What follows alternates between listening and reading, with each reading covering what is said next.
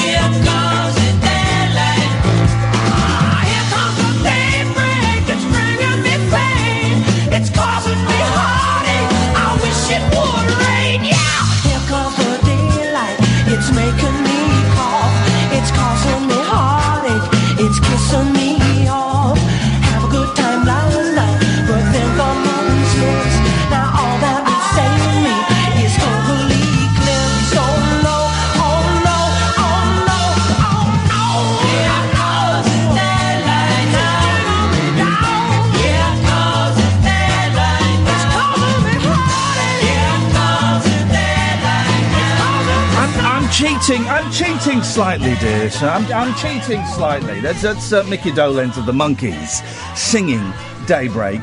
Well, hardcore music fans will know that was a song that was in a film that is unwatchable, and we'll get to it in a bit.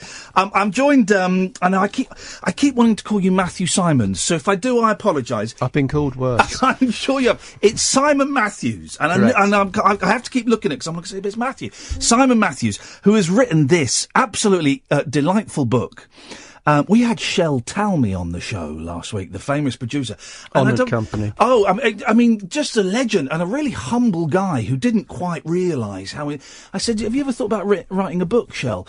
Well, I don't really have many stories to tell. After he spent 20 minutes talking about how when the Kinks started arguing, he'd nip out for a fag for 15 minutes. And I know it's a little bit of a cliche, but... if you're struggling for something for Dad for Father's Day that's coming up, if my kids bought me the Shel Talmy CD or this book, Psychedelic Celluloid, I would think, I've brought those boys up well. I have brought those boys up well. It's an absolutely beautiful book, British pop music in film and TV, 1965 to 1974. Simon done it and is here. Why? Why did you do this book? It's not something that's been done before. There have been studies made of the films of the period, normally quite lengthy, intellectual and verbose books. Yeah. There have been endless compilations of the music, and in fact that era is now extremely popular, but no one's ever looked at the way the music and the film and the fashion and the design interlocked. Yeah. So you took it upon yourself. I did, yes. To do that. One of my favourite things, and this is kind of part of the book and there are other aspects to it, but one of my favourite things is I love seeing bands in movies. Indeed. Whether it is the Beatles in Help and A Hard Day's Night, or the Monkees in Head, or, the Herman's Hermits movies. There's something that the John Paul Jones film, is it Privilege? Is that that gets mentioned in here? Paul Jones. Paul Jones.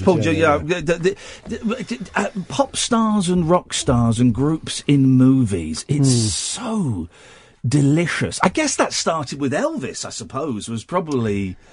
Or Sinatra, I suppose, to a certain extent. Well, you can go back to the 30s if you want to go back to sort of Hollywood musicals. I mean, the key starting point for this must be A Hard Day's Night, which was filmed in Britain, 1964, and it cost £200,000, which is Wow. approximately 1/5 of the cost of a Hollywood film. And it was, I think, the 4th biggest box office film in the United States, which was unusual for a UK film in 1964.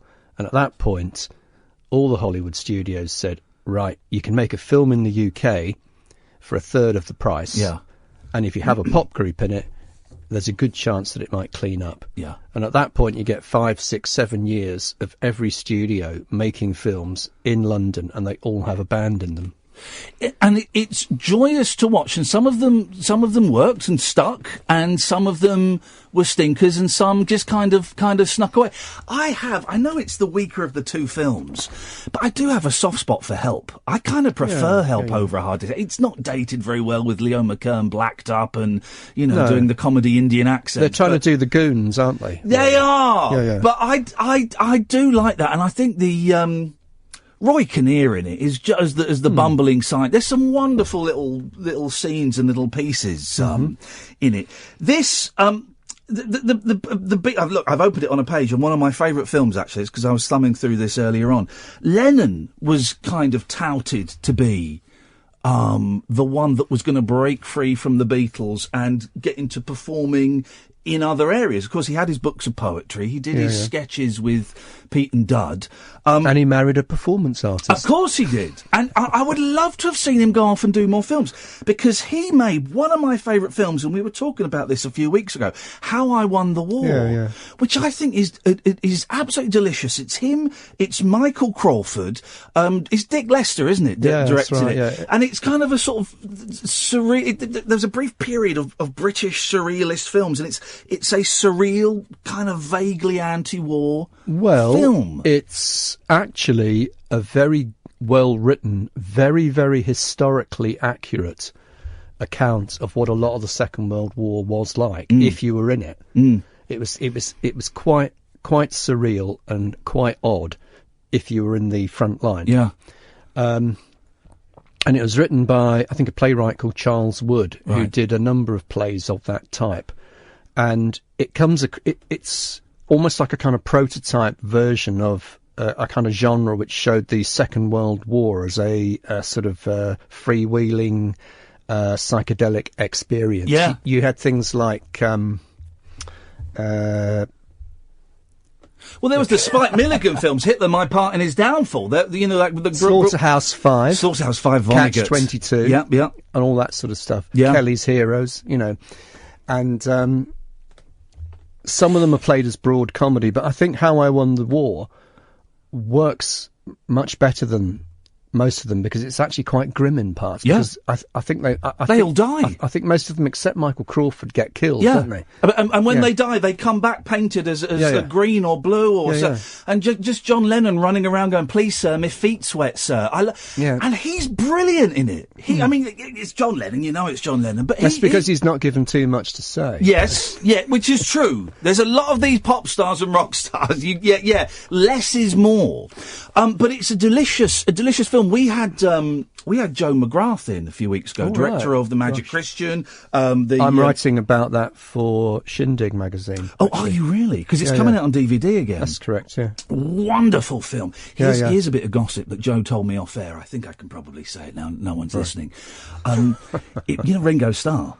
It was originally going to be John Lennon, but he had to turn it down. Oh, and he said, I can't do it, because they thought they're going to be filming in America. He said, I can't do it, because my drugs bust. I don't think I'll be allowed in the States. Why don't you give it to Ringo? And that's how Ringo got in The Magic Christian. And it's such a delicious movie. Again, Sellers just playing it perfectly. Ringo Starr. I think the Ringo did do a lot of movies, but they were all stinkers after that, weren't they? Candy and pretty much. There's one where is he a blind man? Yeah. That's a sort of Alan Klein film. Alan Klein made a couple of films using the money that the Beatles generated, which tanked both of them. Yeah. It's a shame. I love a little bit of Ringo. John Sebastian was supposed to do the soundtrack for The Magic Christian. Was he? Yeah, it was sold. Peter Sellers wanted to make the film for a long time, because he read the book when it came out, 1959 or so. Yeah. And he got the film rights to it, and he didn't become a big enough star in the US until 1967, at which point he could more or less choose what he did. And he got a studio called Commonwealth United, which was a small studio and mainly did TV stuff, but had just started making films. He got them to actually fund it, and they thought they were going to get a kind of transatlantic film, partly filmed in the US, partly in the UK. Okay. And it was they insisted that to give it wider box office clout, that they brought in one of the Beatles. Yeah, I love it. They didn't just want a kind of Peter Sellers star vehicle with him doing lots of funny voices. Yeah, yeah. You know, and John Sebastian, because we've had John Sebastian on the show.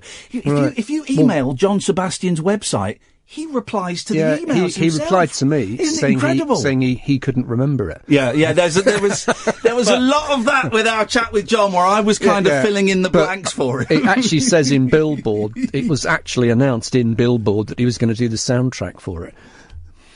Wowzers. No, when I got that email signed JS, but 15-year-old me was dancing around the room. I phoned up Kath, the producer. I've got John Sebastian's email me. But yes, he did say that he took a lot of acid and smoked a lot of weed, and that there were huge gaps in his memory. But he's a delightful gentleman. Now, in this book, Psychedelic Celluloid, there are some, there are some more of the obvious films. Gimme Shelter, the Rolling Stones documentary. That's a dark film, isn't it? You actually see a murder taking place. Pretty much. In that film. It's horrific. What? But they released that, and then they didn't release, excuse my language, a film called Cocksucker Blues. And I can't imagine why that is. Well, I've seen it, and that's a stinker. But the Stones are weird, weren't they? In that they would put out stuff that other bands perhaps would not put out. Gimme Shelter could have been a damaging film for them, couldn't it? And yet they put it out there. I think because it was made as a very well shot documentary of a rock band in the style of Pennybackers' Don't Look Now. Yeah. Sorry, Don't Look Back. Yes. And which is I don't like Dylan. No. But that film is just a masterpiece. I can watch that again and again and again. I think the reason why the Rolling Stones would have wanted it released, even with the kind of footage that you get, is because it would do them no harm with US audiences. Right. And you have to remember, in the US late 60s, there was an absolutely colossal teenage and young adult audience for anything to do with rock music. Yeah. And I suppose it propagated that image of the bad boys. Oh, yeah, very much rock, so. rock. Yeah, and it's directed by the Maisels, who are... Guys, if you ever want a brief history on documentary making, go and look at the Maisels' back catalogue, because those guys knew how to make films. They, of course, did the first documentary of the Beatles going to America in '64, I think. I think that's one of theirs as well. Now, Mick Jagger is an interesting one, because he's one of those pop stars that has had a go at acting, and I think, like David Bowie, we can say he's not very good. I think he's a bit better than Bowie. I would give you a shade better than Bowie. I mean, I've seen Free Jack, so okay, fair enough. A shade better, but because I'm a fan of these type of films. I love kind of obscure art house cult, psychedelic, sort of lost movies. And the first time I watched Performance, the Mick Jagger, and it's James Fox, isn't it? I always get my Foxes confused. Yes. And I watched it with a real sense of excitement. I've never been so bored in a film. I thought it didn't do for me what everyone else said it was doing for them. I thought it was a bit of a mess. The first time I saw it was in a cinema. Right. I think that makes a difference. Yeah. I had a late night, I think it was on Channel 4 at some point when I was about 15, 16. It doesn't work too well on a small screen. No. Performance, but on a large screen it does. It's probably, with Blow Up, those are the two best made films of this type, in my view. Yeah. The interesting thing about Performance is that more information on this period keeps on coming to light. Right. partly because of the way the internet works, partly because more and more people find little things to kind of write about, little research projects. Yeah. A lot of performance came down to an East End gangster called David Litvinov. Okay. Who was, he's actually got a credit. It's his only film credit, and this is the only film he works on, and he's in it as dialogue coach. Oh, gosh. And the reason the dialogue works absolutely here is because he got the cast, particularly Fox as the kind of Cockney gangster, talking in exactly the way that the Krays and the Richardsons spoke. Right. Because he was one of the Krays and the Richardsons hangers-on. Didn't Fox go nuts as a result of this film? Wasn't there a big acid session where they all took acid to get into character and it blew his mind, man? Quite possibly. Whether it was all down to this film, not quite sure. I mean, there was a lot of people who overloaded at the end of the 60s anyway. Yeah. Whether it was down to just being in this particular film, I wouldn't like to say. Okay. What ones? I mean, he did make a cut. I think he made a film or two after this because Performance was shot 68 but not released for 2 years. Right, okay. Why did they sit on it? Because they couldn't get a distribution or they didn't think it was appropriate? It took a long time to edit. Right, okay. I bet it and did. To get it right. Interestingly, Camel's previous film, which has aspects of the same plot, is nowhere near as good. Right, okay. And that didn't have David Litvinov doing the dialogue. Yeah. So I'm inclined to the view that he made the difference. Get your gangsters in, on the set. And Nicholas Roeg took over the direction of Performance. Yeah. And then the studio didn't think it was releasable because it was so dark and so violent. And it set the absolute gold standard for UK gangster films. That and Get Carter, I think. What films stick out for you in the book? Which is the one that was? I mean, I'm assuming you've watched the majority of these. Which one of these gave you the most pleasure to sit down and put the DVD in? In terms of overall pleasure, you know, if you're talking about having a good time, I would say Otley. Otley? Or Smashing Time. Hang on a second. Now, Otley. What's Otley? Otley's about a useless layabout. Yes. Played by Tom Courtenay at the absolute peak of his abilities. Yeah. Who gets mistaken for being a secret agent. Oh, beautiful. Beautiful. It takes place in all the usual London locations, including the Bunny Club. And it's got a soundtrack by Don Partridge, and it has an appearance by The Herd in it. Well, The Herd, minor players in the 1960s. I mean, people would struggle to bring that name to the fore of their minds. Peter Frampton, anybody? Peter Frampton, of course, yes. And why did you like that one so much? Because it's a Clement and Lafreniere script that hasn't really dated. It's still quite fresh. The supporting actors are really good. James Villiers, Romy Schneider, Clive Revill. And as a kind of insight into how people kind of lived, I mean, the film starts out with Tom Courtenay sauntering down Portobello Road, having been kicked out of his bedsit in Ladbroke Grove by his girlfriend. Yeah.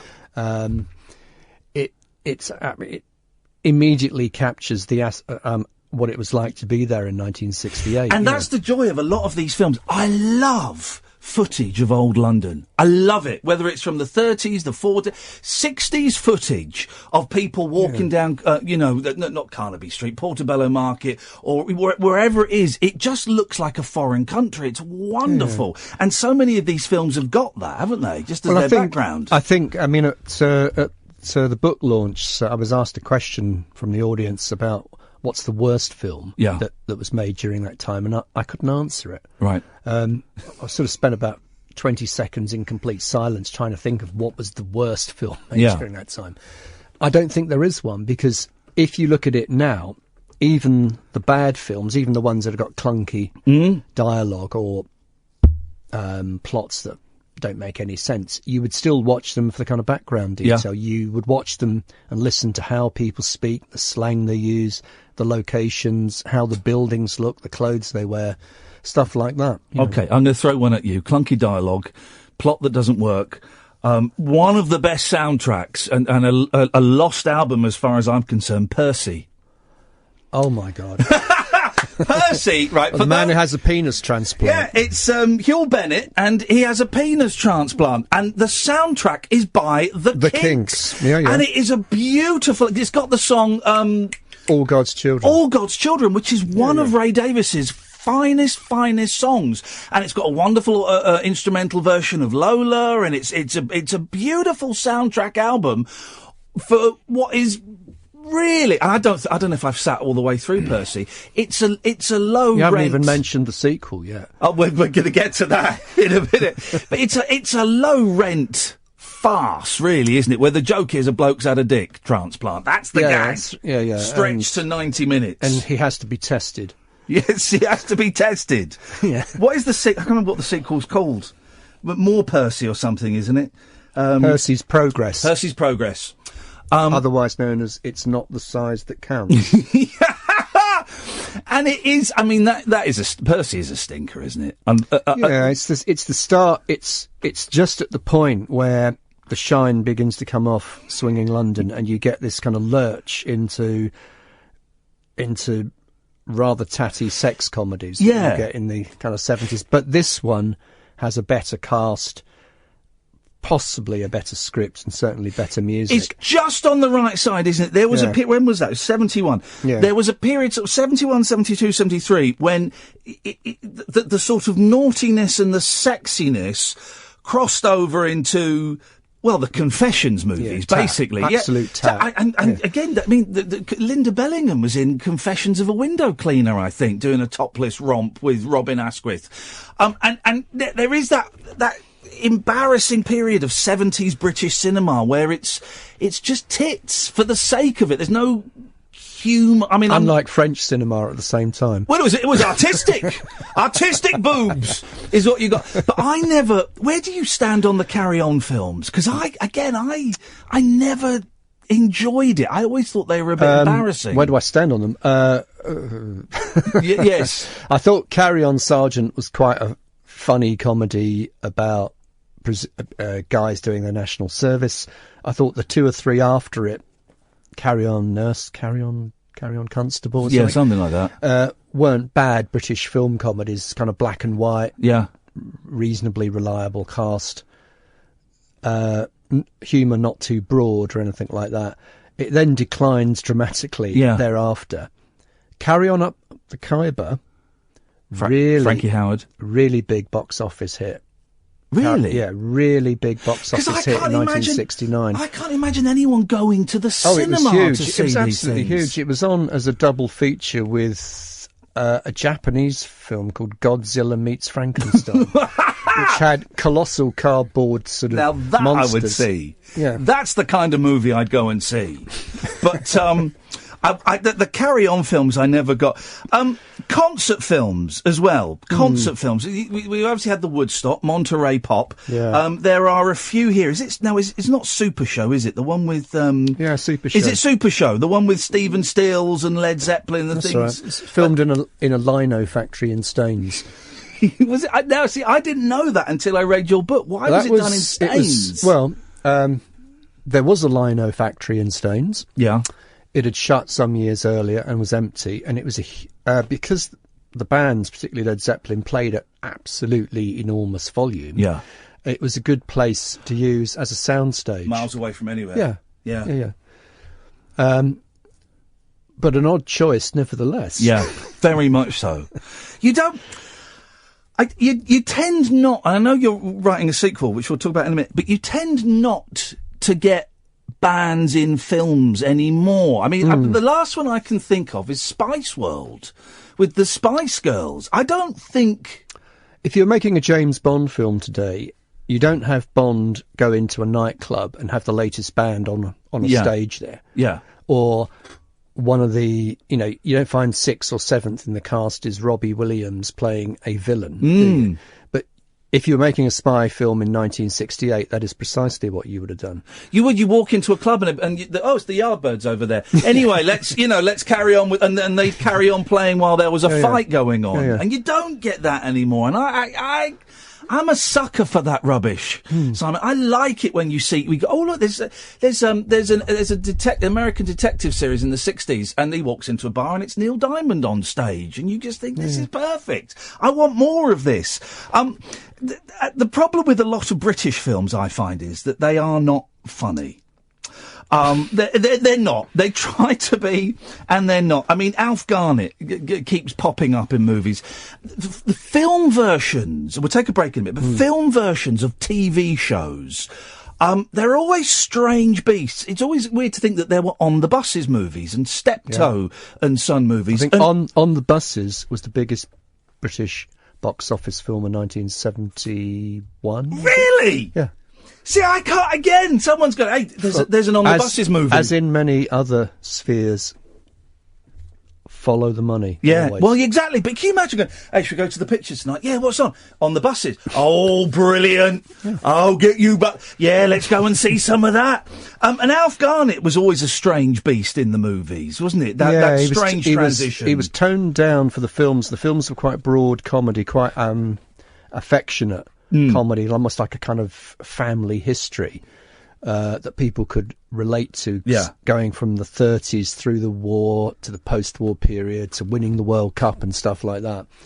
The TV series was absolutely blistering dark satire, where people didn't realise that what was being sent up was the moronic nature of the English working class. Yeah, and it gets toned down for the pictures. Yeah, it was. I mean, the humour is much gentler, I think. Saying that, I do believe that at the beginning of, I think it's the second... Did you know that Anthony Booth was in O Calcutta? No, I didn't. Because he's the Randy Scouse git, isn't he, in the series? Yeah. Tony Blair's father-in-law. He was in the London stage production of O Calcutta with no clothes on at one point. Oh, dear God. It's hair all over again. I believe in the opening, someone listening will know this, in the opening of, I think, the second Steptoe movie, if you listen very carefully, you can hear Harry H. Corbett go, oh, you silly old winker. And he calls him not a winker, but in the opening of a Steptoe movie. Yeah. Unbelievable. Simon, can you stick around for another 10 minutes? Possibly. Okay, well, then stick around. We're going to take a quick break because I want to talk to you about Cucumber Castle. Let's have a quick break. Oh, my God. Late Night Iain Lee on Talk Radio. We have ways of making you talk. Dear listener, excuse me in indulging in my geeking off. We're joined by Simon Matthews, who's written this marvellous book, and I'll post tweets and links for it on Twitter in a bit. Psychedelic Celluloid, British Pop Music and Film and TV, 1965 to 1974. The Bee Gees. I've always found them an odd band, kind of just looking for the next thing. And the period in their career, they thought the next thing was going to be a movie called Cucumber Castle. Indeed. What the hell is that about? Okay. I've never seen it, and I want to. The Bee Gees hit Britain early 1967. Yeah. Had a series of hits. Unusually, by the standards of most groups at that time, they wrote lots of songs. Everybody else covered their songs. Yeah. And they became the next biggest thing. Ergo, they had to make a film. Let's got to put them in the movies. And somewhat unfortunately, they decided to go for a film similar in style to the Monkees TV programmes, which were basically a set of sketches where at one point you'd have the members of the group dressed up as medieval knights. Yeah. Then you'd have them dressed up as members of the French Foreign Legion. Then you'd have them dressed up as spacemen or something. Yeah. And then they'd, in between all these things, they would maybe play some of their songs. And Cucumber Castle is a really, really flimsy... It's a terrible title as well. ...version of that. And it took so long to make it that by the time the film was made, there were only two of the Bee Gees left. The other three members had gone. And they spliced into it footage of the Isle of Wight Festival, I think, and the Hyde Park Festivals of 1969. Yeah. So you get, on the one hand, this sort of comedy fairy tale about medieval knights, and then you get to see rock bands in the middle of it. Yeah. Wow. Wow. That's the joy then. They were just smoking stuff and going, hey, let's just put this out, you know. And so was Frankie Howard. He was hanging out with the Bee Gees quite a lot then, and people like Julie Driscoll and Brian Alber as well, trying to reboot his career with younger people. Well, I was listening to a very interesting drama on Radio 4 the other day, and I was reminded that Frankie Howard, of course, took LSD. He had he was suffering from depression. So in 1963 or 64, he went to a psychiatrist. The psychiatrist said, I have this new marvellous cure for depression and anxiety. I'm going to give you a drug it wasn't called illegal, LSD. either. No, exactly. I'm going to give you a drug called LSD, and we'll work through. Imagine tripping with Frankie Howard. Flipping heck, you're nutting. Listen, so this is the book, Psychedelic Celluloid, 65 to 74. Just as we were coming in, you dropped a teasing little hint that you're working on volume 2. Yeah, I've been researching a sequel which covers the period 1975 to 1986, title of which will be disclosed in due course, but not now. It's a long title, but I think it could work. That's very good. Thank you very much indeed. And it's in broadly the same format, and it looks at what happens to British pop culture from 1975 through to 1986, with 1986 being the absolute nadir of the British film industry. What was happening in 86 for British film? It wasn't Absolute Beginners, was it? You've got it in one. It was the year of the lowest number of British feature films ever made. Wowzers. And it features Absolute Beginners. Again, unwatchable. The final cut-off point. The nail in the coffin. Completely cardboard wooden version. Should have been wonderful. Should have been wonderful. And, mate, you know, Ray Davies is in it, Bowie's in it, you can't act. Was it Julian Temple that directed it? I can't remember. Well, but it was a great crew. It's kind of like an attempt to film a kind of up-to-date version of Espresso Bongo. Yeah. Except Espresso Bongo is funny and relevant and didn't take itself that seriously. This is very pompous. The whole of Absolute Beginners is unwatchably serious and solemn. Very everyone pompous. thinking that they're making a piece of great culture. Yeah. And everyone stayed away in droves from it. Indeed, yeah. I think it sent Goldcrest bankrupt. Did it really? Yeah, yeah. There's one more film from this book, there's 65 to 74, and I only saw it recently. I'd seen That'll Be the Day, thank you. I'd seen That'll Be the Day millions of times. I love it. It's bleak, it's grim, it's dirty, it's horrible, it's wonderful. Again, Ringo Starr with a nice, understated performance. David Essex playing the blinder. I only watched Stardust for the first time last year. Yeah. Oh my God. It all goes wrong for him and Adam Faith. It's heartbreaking. Yeah. It's a really dark film. And we don't seem to allow our pop stars. I mean, if you've not seen That'll Be the Day, it is flipping brilliant, but horrible. And you just can't imagine. I mean, David Essex was a heartthrob. He was a pop star. He was, You can't imagine Harry Styles, you know, or I can't think of any other equivalents because I'm a very old man. But you can't imagine him being allowed to appear in something as dark and foreboding and horrific as That'll Be the Day, can you? Probably not now. No. I mean, when those two films were made, what was slightly unusual about them is that people were already starting to look back at the 1960s as this lost golden era about 5 years after they ended. Which tells you a lot about how people felt about the 1970s and how downbeat things became very, very quickly. Yeah. It's a brilliant book, Simon. Where's the best place for people to buy it from? Is Amazon good for you guys? I never know how this works. I think so. I think it can be bought online if people want to Google the title. You can buy it in all European countries and it's been reviewed favourably everywhere. You can get it in most of the big bookshops. If it's not on the shelf, you can certainly order it. Okay. I will tweet the Amazon link if people want to have a look.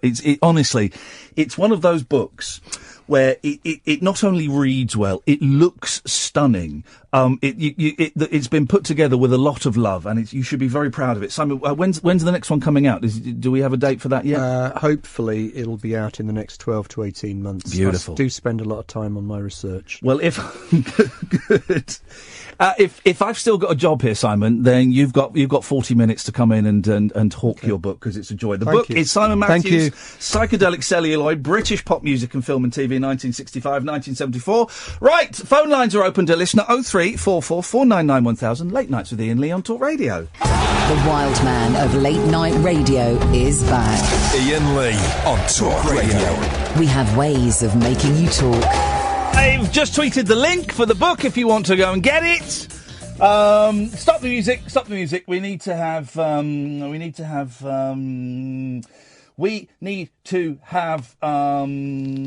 this is what we need to have. Dear listeners, the phone lines is open. 0344 499 1000. Late Nights with Iain Lee. Let the Giggle Factory open its doors. Who's the first customer rolling in for chuckles? Good evening, Ian. It's Alan Caddick, everybody! Hooray! Well done, Alan. Well done. What kind of cake? Lemon drizzle cake. Hip, hip, hip. Hip, hip, hip, sir. Up your bum! No, thank you, Ian. No, thank you. No, thank you. Not today. There will be keine Access open mein... well, I'm not going to say the word for it in German, because I believe it's Dumpfkopf. Alan! I want to talk serious about the incident at Drayton Manor yesterday. We want to talk about serious about what? The incident at Drayton Manor Park yesterday. Oh, hang on, what was that? A young 11-year-old girl... Oh, hang on a second. Let's bring down the vibe. Let's stop the music. Why do you want to talk about that, Alan? Because I used to enjoy going to Drayton Manor Park when I was younger, and having been on Splash Canyon myself, yes, I didn't think there was anything wrong with it. Well, obviously there was. I cannot think of... because I don't like, the roller coasters and stuff like that. Yeah. I don't like the roller, but this wasn't even a roller coaster. This was just one of those rides. And I kind of don't want to dwell on it too much. I'll tell you why, Alan. I'll tell you for why. Because, Mum and Dad have lost their little girl. Yeah. It was a school trip. So there'd be 20, 30, 40 kids on a school trip. And we're teachers on a school trip. They've lost a friend. They've lost a classmate. They've lost a pupil. It is without doubt the saddest story this week. And I feel bad even calling it a story. A tragedy. It's a tragedy. It is a literal tragedy. And, as someone who's got kids and someone who has kids that like to go on rides, and you send your kid out on a school trip, you don't imagine something as horrific as that is going to happen. And I just think it's the saddest thing. Yeah, it is very sad. But I've found something lighter to cheer the mood. OK, what we need to do, clunky gear change. We can do it. That's what we do on this show. So I'm going to make some clunky... Hang on, let me make a clunky... No. Oh, no, hang on. We're going to do a clunky gear change noise. What's the matter with it? There we go. One more time. What's the matter with it? What the matter with it? Donald Trump has used his catchphrase for the first time in his presidency. So Donald Trump is the first time in his presidency? He's used his catchphrase. What catchphrase? You're fired! He's fired for the director of the FBI. Alan, can I ask you a question? Sure. Have you been taking drugs today? Because you're all over the shop.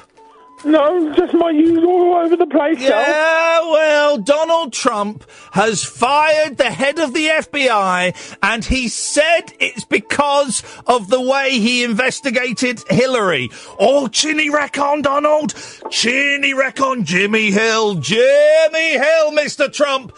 Jimmy Hill. It reminds me of Watergate all over again. Well, tell me what you know about Watergate. I know Nixon had to resign because there was a cover-up. Of? His presidency. Of? People breaking into the Watergate Hotel. And?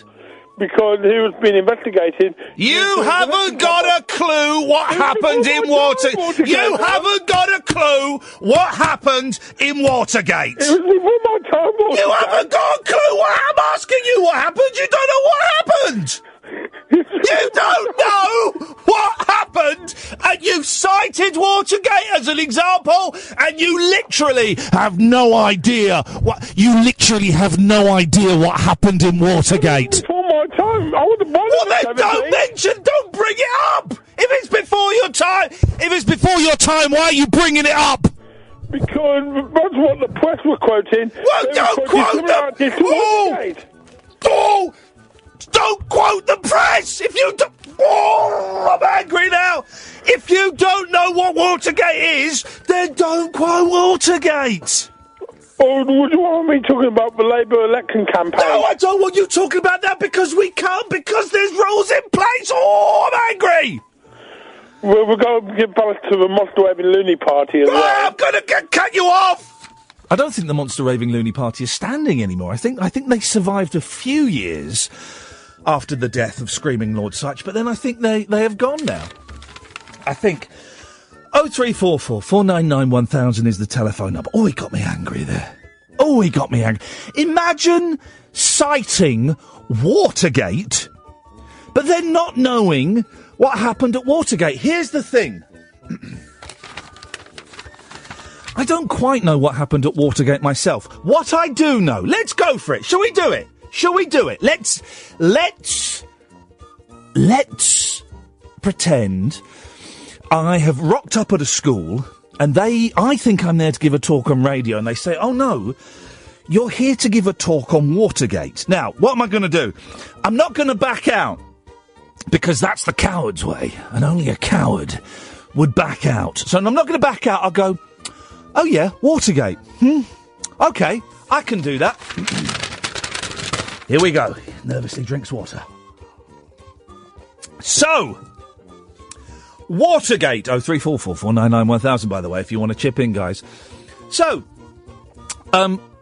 Watergate. The Watergate scandal of 1973 involved Richard Nixon, the President of the United States of America, ordering that conversations between top government advisors be secretly recorded so that he would know what was going on. Those conversations were secretly and indeed illegally recorded. Now, when rumour got out that the President of the United States had ordered secret and illegal recordings of conversations, he went, whoa. Oh, I gotta say, I'm Richard Nixon. And that's not a bad Richard Nixon impression, guys. I gotta say, Mr. Magoo, no recordings were made. Right, so he went out and said, no recordings were made, Mr. Magoo. But then, he had to order, the CIA to break in to the place where the tapes... Catherine's nodding, because she's reading it, and I'm knowing it. They then had to break... This is the real... So the scandal was two parts. The scandal was him secretly recording stuff illegally, but the main part of the scandal was him ordering the CIA to break into where the tapes were held and steal the tapes. The tapes were stolen, but then, someone called Deep Throat then phoned up Warren Beatty and Robert Redford and told them exactly what had happened and sent them a little snatch of the Watergate tapes. Boom! That exploded. It became the parallax view, which we all know and love. And Richard Nixon had, I've done nothing wrong, oh my God, and he had to resign. Boom!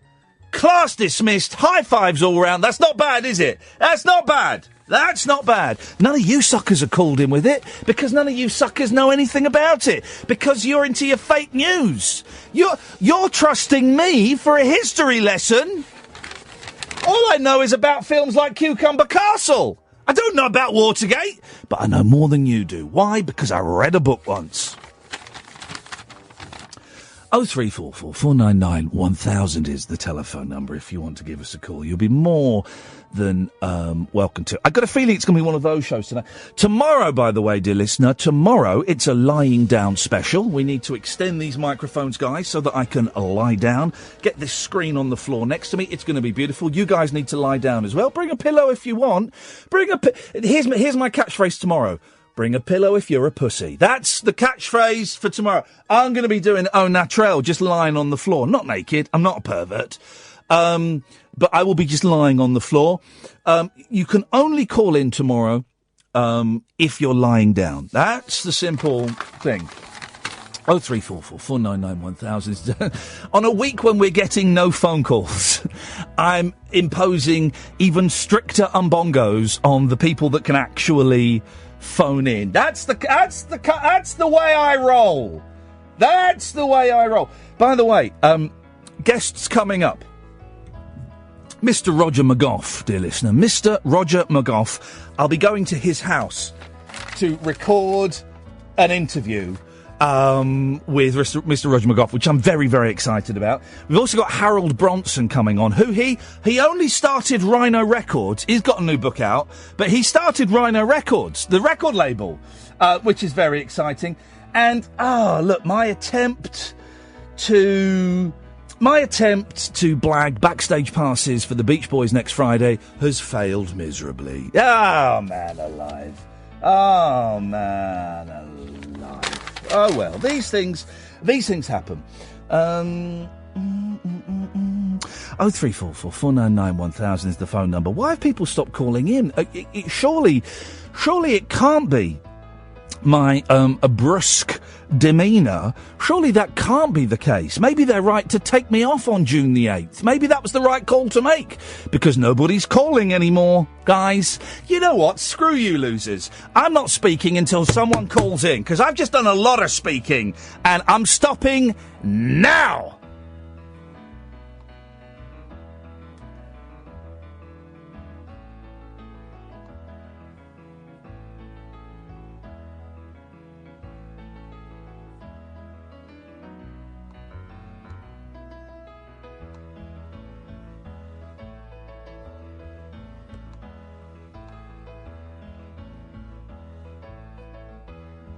No calls yet. No calls yet.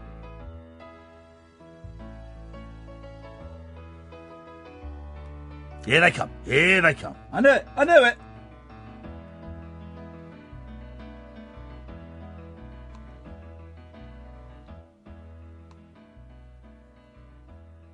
There we go. They whack them through. They didn't want to come on. What? What kind? What? Did they say anything to you? Get on the microphone, Catherine, and tell me, because I saw someone phone up. You tell me exactly what just happened. I said hello, Talk Radio, they put the phone down. Absolute arses. What kind of sick, masturbatory loner phones up a radio show and then puts the phone down immediately? What kind of deviant thinks that is acceptable behaviour? Because I tell you what, I don't think it's acceptable behaviour. I think it's bloody awful behaviour.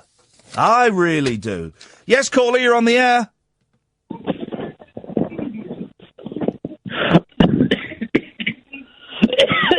Oh, jeez.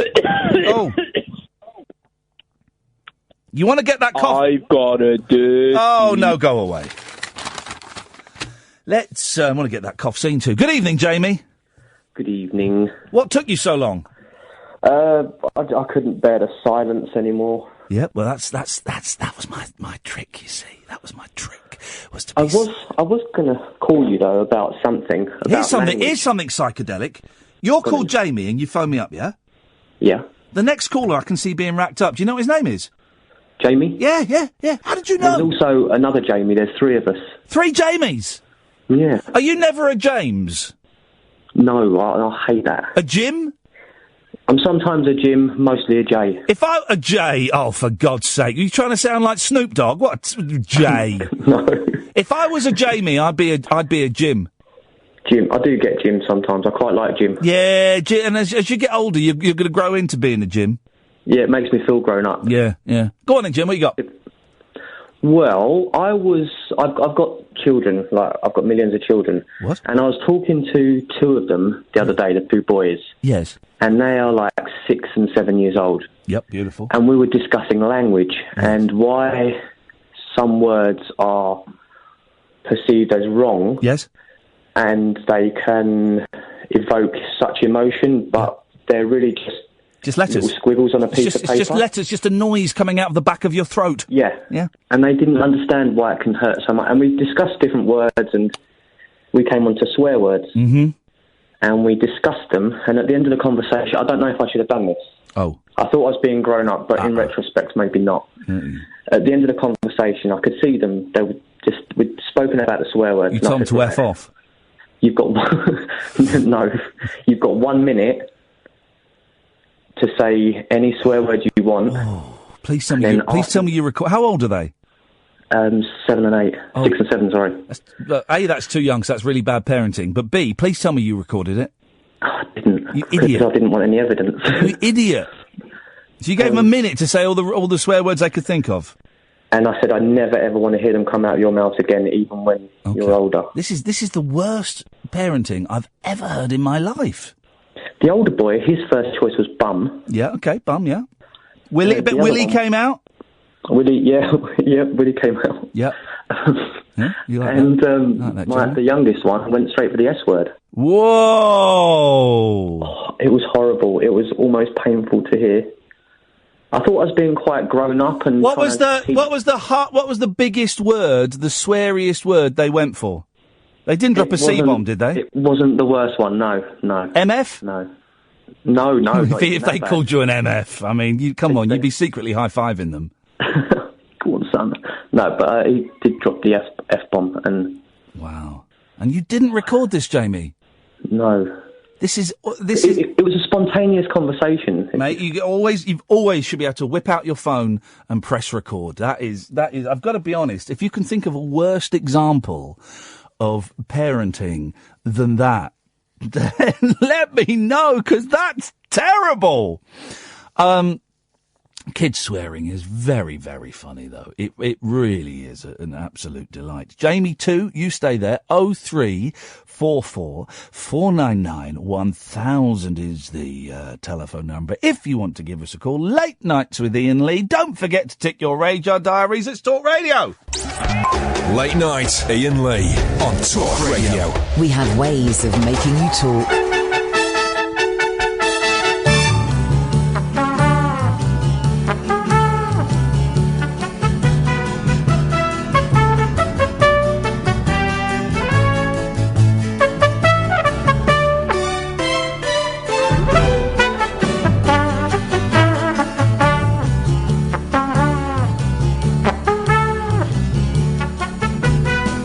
So when we go to New York, July the 12th, June the 12th,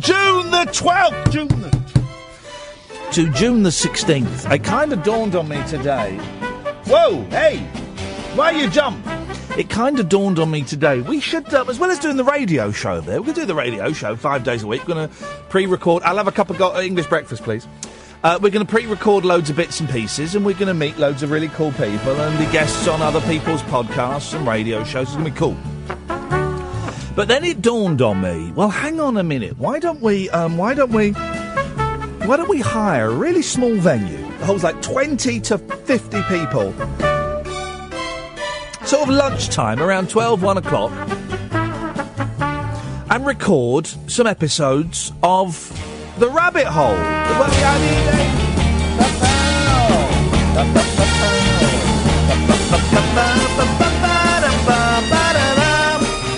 And this afternoon, when I had this idea, I'd had a coffee. It seemed like a really good idea. So I spent the afternoon emailing loads of little venues and art and rehearsal rooms and stuff, and explaining what was going on and what we were doing, and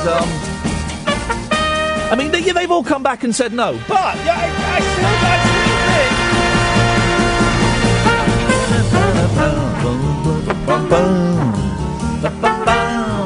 I still think it could work. I still think it could work. You'd come and see us live in New York, wouldn't you? Admittedly, I nicked the ideas from the two mics, because that's what they're doing. I mean, if those guys can do it, sweet Jesus. I mean, really? If those guys are doing it,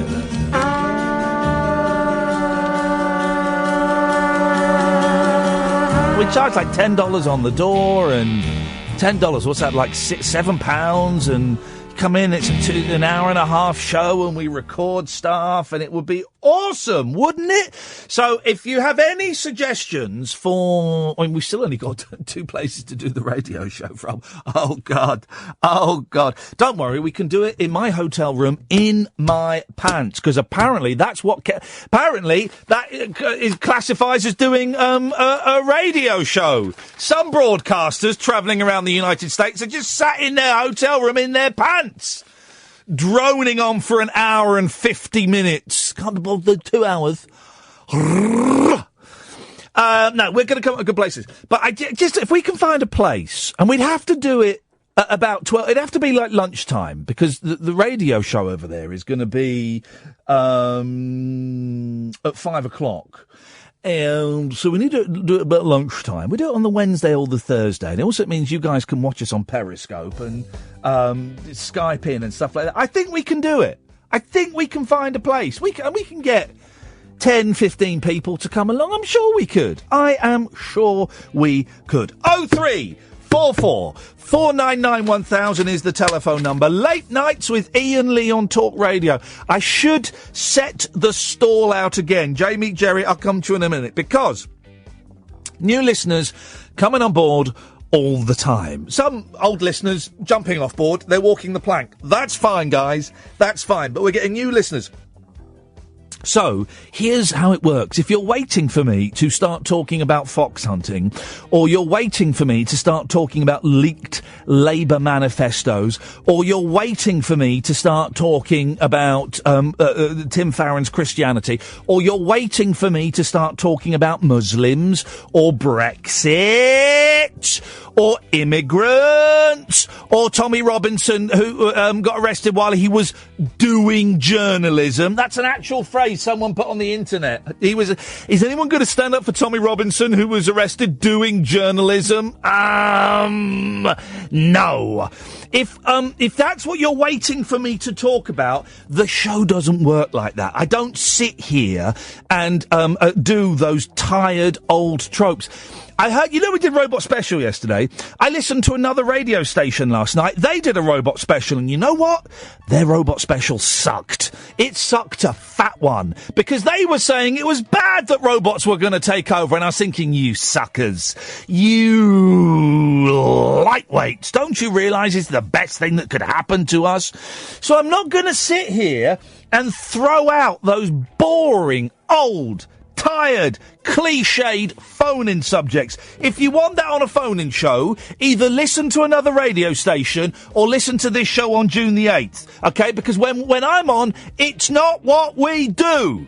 Instead, I sit here and I talk nonsense, and I go through the papers, and I tell you how my head is feeling, and I tell you what I've got coming up. Tomorrow I'm going to BBC Radio 4 to record a programme with Matthew Parris about Andy Kaufman, and I will sit here and talk rubbish. You are welcome, dear listener, at any moment to pick up the telephone and either dive into the pool of nonsense I'm discussing and try and keep up with me, or you can phone in about those tired old tropes, about Brexit, about Trump, about Muslims, you can phone in about that stuff. You can phone in and tell me, Ian, I'm having a really lousy day, and nobody seems to understand why I'm having a lousy day. Can I just stand here and dump for 3 minutes? Verbally dump for 3 minutes. You can do that. You can phone up and tell me you think the show's a load of old crap. You can do that. It's literally unlike any other phone-in show in the world. 03, here's the phone number. I'm giving you the phone number. This is the only cliched bit. It's when I give you the phone number. I kind of have to do it, otherwise you won't know what number to call in on. You dig? 03 44 499 1000. 03 44 499 1000. Costs you pennies, probably even free from a lot of phones. You will speak to Catherine. She will take your name and your number, and she will call you back immediately. Listen to this. This is a good bit of music.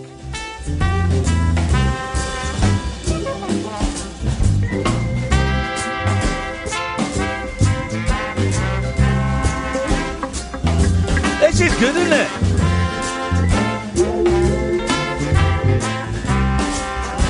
Do you know who's playing this? Should I tell you? Yoshiyuki Kawaguchi. Yeah, that's right, Japanese.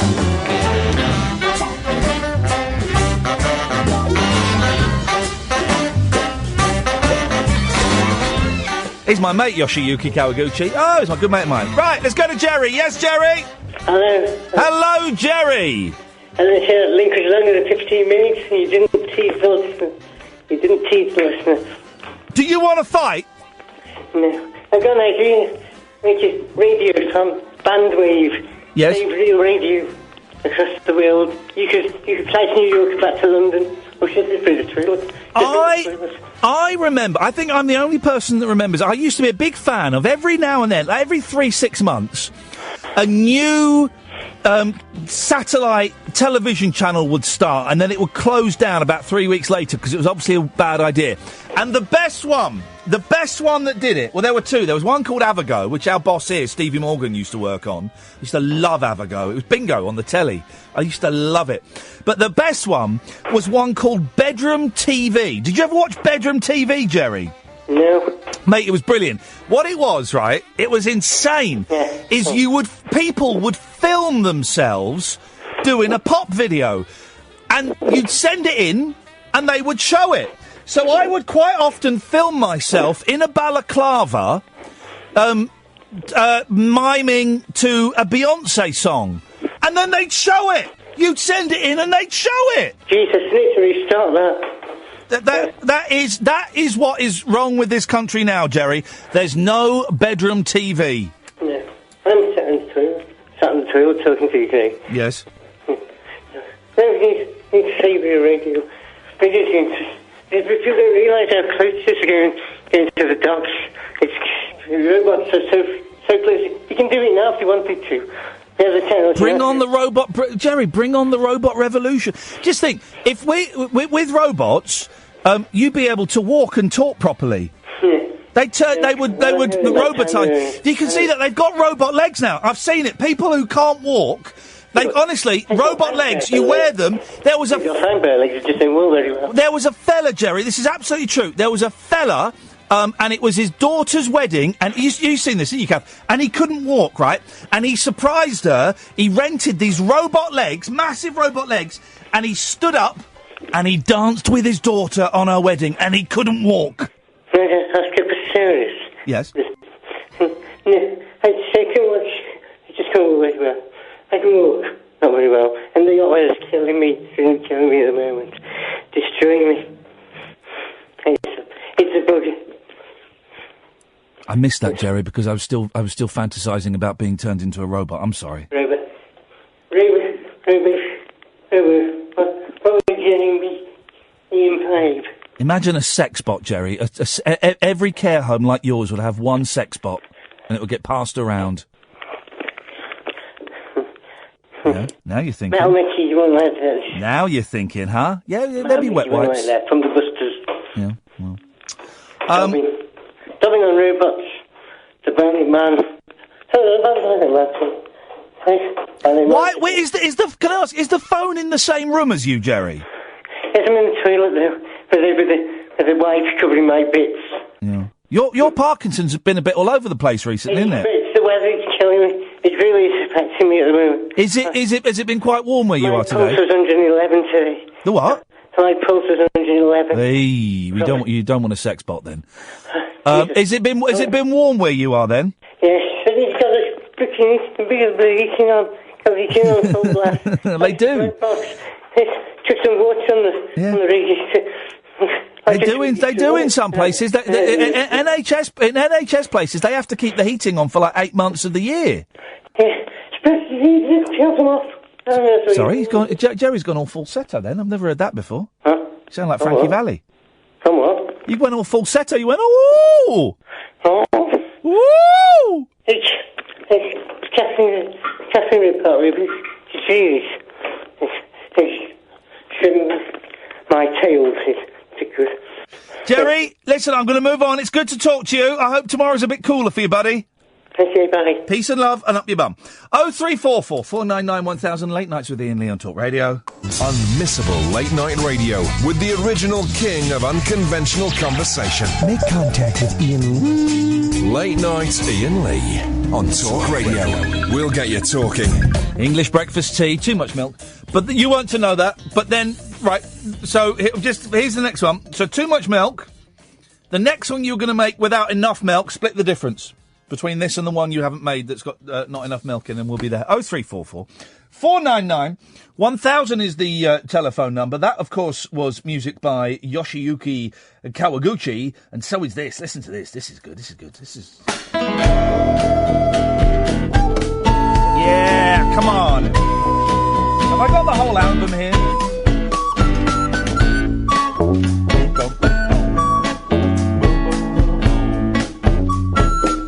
Hang on, bear with me. Yes! We got... Hang on a minute. Let's start again. We got the whole album. We're playing the whole album. Yoshiyuki Kawaguchi. Life begins at 40. Listen to that bass. Boom, boom, boom, boom, boom. Boom, boom, boom, boom, boom. Boom, boom, boom, boom, boom. Boom, boom. But that bass is brilliant, isn't it? Boom, boom, boom, boom, boom. Boom, boom, boom, boom, boom. Boom, boom, boom, boom, boom, boom. Boom, boom, boom. I listen to that. I could sit here singing the bass to you all evening. But, guys, I just think some of you might complain. So instead, let's go to Jamie. Hi, Ian. How's it going? It's going as well as it can be, Jamie. As well as it can be. Well, that's good. I had something I wanted to talk to you about, but I cannot believe you just mentioned bedroom TV. Do you remember it? I do. I was on it. What videos did you... I would send in videos of me in a balaclava miming to Beyonce. It was wonderful. What videos did you send in? Oh, I used to send in videos of me air guitaring to tracks, one of them being a Status Quo track from the mid-'70s, and I'd sent it in tour shirt and everything, and they showed it several times, and I used to have people walking up to me saying, we saw you on bedroom TV. Wow, people actually watched bedroom TV. I can't believe it either, if I'm honest. I thought I was the only... Because quite often there was a lot of it was, like, 15-year-old girls... singing into hairbrushes. And for about 6 months, it was constant Barbie Girl, I think. It was YouTube. Yeah. Around the time that YouTube started, I seem to remember. It was, and it was quite a big thing, and similar channels popped up after that. There were a few others, weren't there? And I'm struggling to think what they were. I mean, I was doing this when I was on the 11 o'clock show, and so I'd just get bored and would get high and put on a balaclava and I made it look really very... I had sunglasses on, and it was all shot very dark, so you couldn't really see a lot. And they'd show it! They'd show it! And they'd never tell you either. No. It would just appear. Yeah. Well, here's the thing, guys. If anybody is sitting on the bedroom TV vaults...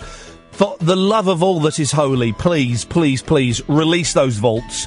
Unlock those vaults, release that footage. We need to see it. Yeah. We need to see it, guys. I mean, there was one video I was in where I had a cold at the time, and I said, I'm going to wear 5 layers, and literally just take it off layer by layer, and they actually showed it. You are insane. They are insane. But boy, oh boy, we need more insane people. I don't mean criminally insane. We need less of those. I mean, just nuts. Yeah, I'm inclined to agree there, because it was something quite unique. Well, now it is all YouTube.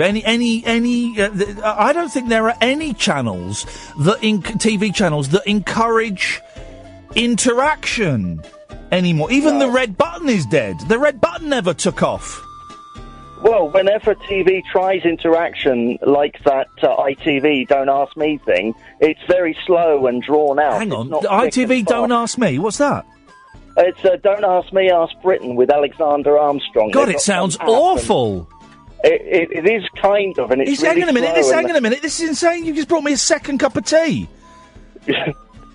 I added not enough milk. No, Jesus! a little bit more. I've just finished a cup of tea. He's trying to drown me. Here's something. You know you can drown if you drink too much tea. That's a fact. You can even Google that. That is a fact. If you drink... They used it to murder someone, and I can't think who. This is absolutely true. That I was right on Watergate. They murdered someone by force-feeding them tea, and they drowned. That is unbelievable. Hang on, big finish, big finish.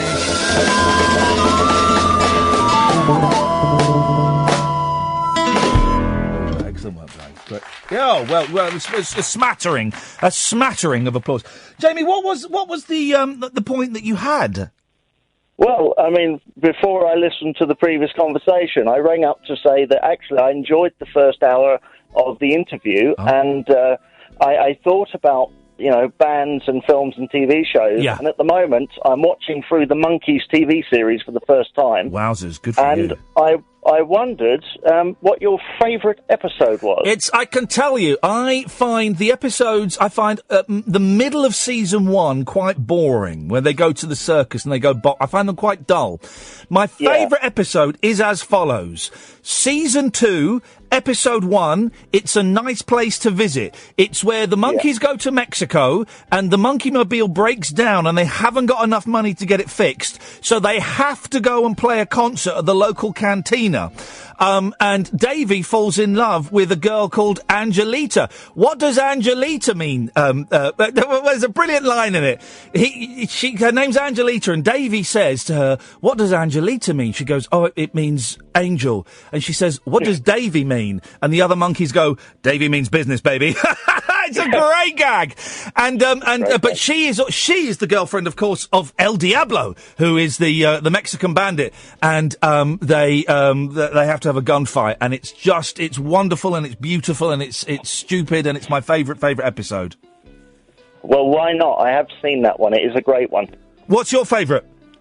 I would have to say it's the spy that came in from the cool. Is that the name of it? Now, which one? I always get a bit confused with their spy ones. Which one is it? That is in season 1. Yep. And that's in the first 5 episodes or so. Okay. And there is some brilliant Bond spoofery going on there, which I think is great. They do some great gags. There's a lovely, lovely gag when I don't think it's that. I think it's called. It's one where they're tricked into robbing a bank because they think they're making a movie, but actually they're robbing a bank, and it's wonderful. That's right. Yeah. And they're in the monkey's pad, and they are surrounded by the police, and the police go, "Come out with your hands up, you're surrounded." And Peter Talk starts panicking. And the guys go, "Peter, what's wrong?" He goes, "Oh my God, it's that library book I've had. It's 5 months overdue." And there's a wonderful scene where he opens the door and crawls out and puts the library book out there. And it's just delicious. And there's all these wonderful little gags in there. Towards the end of season 2, they get a bit too stoned and they've got this glazed look on their eyes. And I just think they get a little bit lazy with the ones towards the end. But they're always fun to watch. Oh, they really are. And I mean, I'm a huge fan of sitcoms. And I mean, I bought it and I sat down with my partner and I literally thought, I'd never seen this before. Yeah. And I watched that pilot episode and we both went, what on earth is this? And we were both hooked. It's nuts. Jamie, listen, thank you for that. I could geek off about the monkeys all day, but sadly, some people don't like that. But the series is, people think, oh yeah, the monkeys, the music, it's the music. No. The television show is where it's at. And I'm reminded I need to sit down and watch that Blu-ray box set because I got them all and I've not sat through them and I need to sit through them. They are just joyous. Some are a little bit dumb. You've got to remember it's a show for 8-year-olds. But considering there's a show for 8-year-old girls, boy oh boy, they got away with a lot of drug references. I mean, towards the end of season 2, they do an episode called The Frodis Caper. Frodis was their code name for dope. The whole thing, and they walk into this room and it's full of smoke, and they come out going, "Hey man, groovy." It's a very strange program. It's, ladies and gentlemen, some of you may like to go to the toilet. Some of you may like to go and have your evening ablutions. Some of you might like to go and walk your dog before bed because it's the part that which rates the lowest. Out of all of the show, this part rates the lowest. It's One Call Paul from Stoke Poges.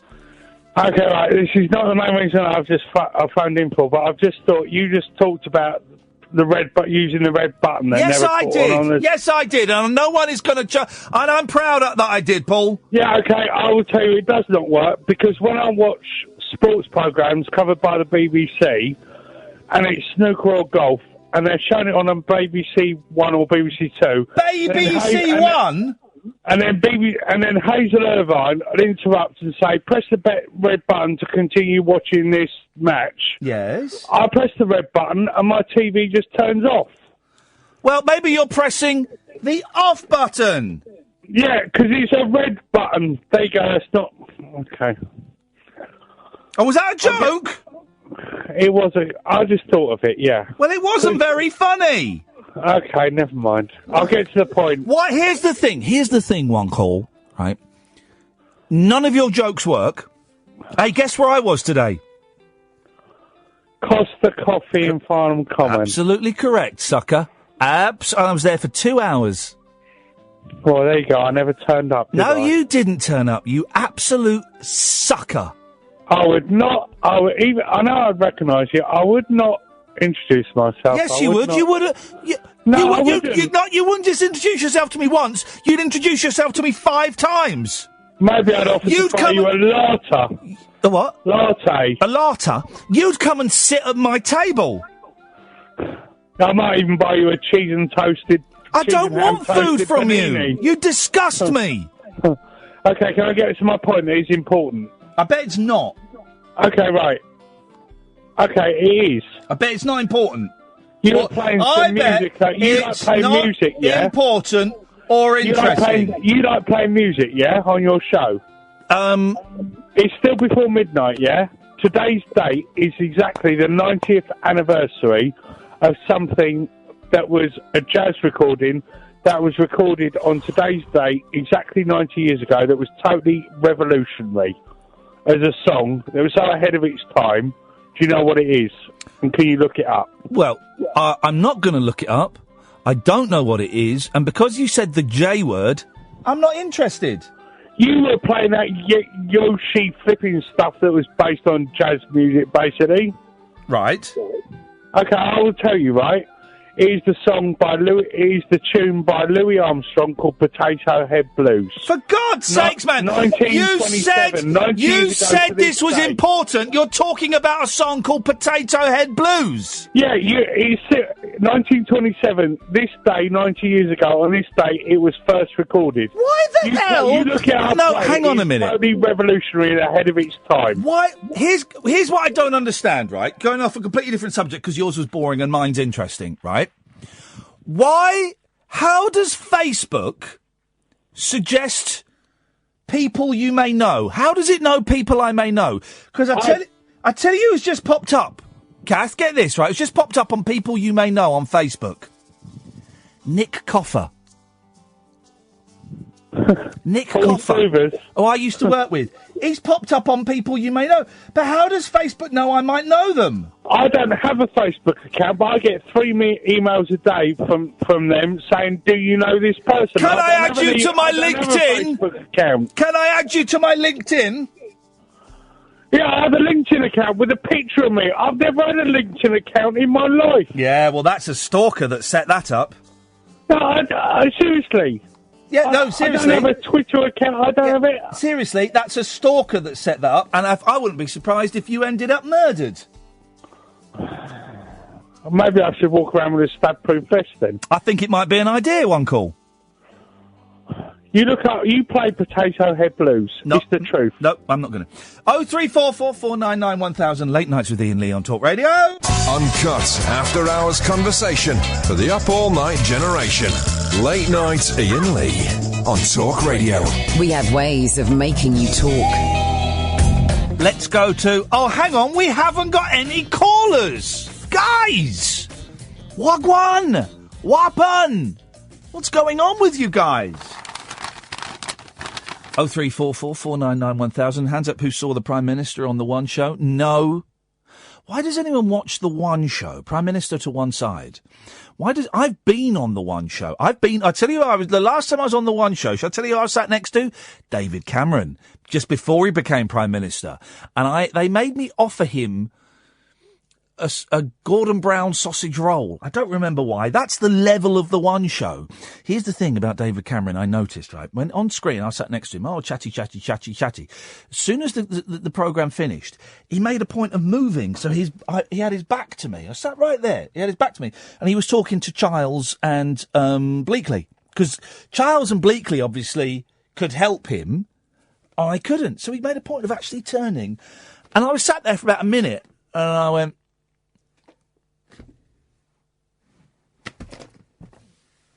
I walked off. Imagine that. Future former Prime Minister did that to me. Unbelievable. But I don't get the One Show, right? And I can say this. I was ceremoniously, not sacked from the One Show. They don't sack you from the One Show. Not after Carol Thatcher used the N-word. They don't sack you. What they do is they just stop hiring you again. And I got stopped being hired from the One Show because I'd phoned up Victoria Derbyshire's radio show under a pseudonym and had a go at a drugs cheat. And so, as a result of that, I was wasn't dropped from the One Show. No, Ian, when we phoned them up, no, not going to drop you from the One Show. No, we'll definitely keep you in mind for stuff. Never use me again. And the only reason I did the One Show was because exposure, you don't know where it might lead. It wasn't for money, because you know how much they paid to go and make a crappy little film for there? 250 quid, half a cath. And it would quite often take you 2 days. 2 days work, half a cath, 250. Oh, I had to...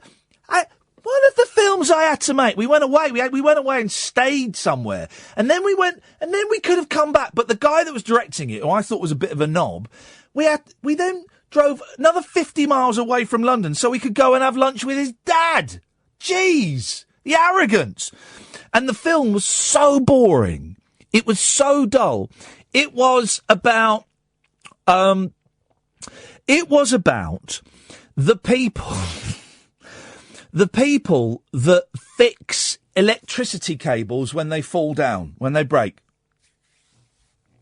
And so the film was us going to some field somewhere where an electricity cable had broken and interviewing the person that did it. And I think I may have even gone up in the cherry picker for a bit. And then we filmed them, and that took 2 days of my life.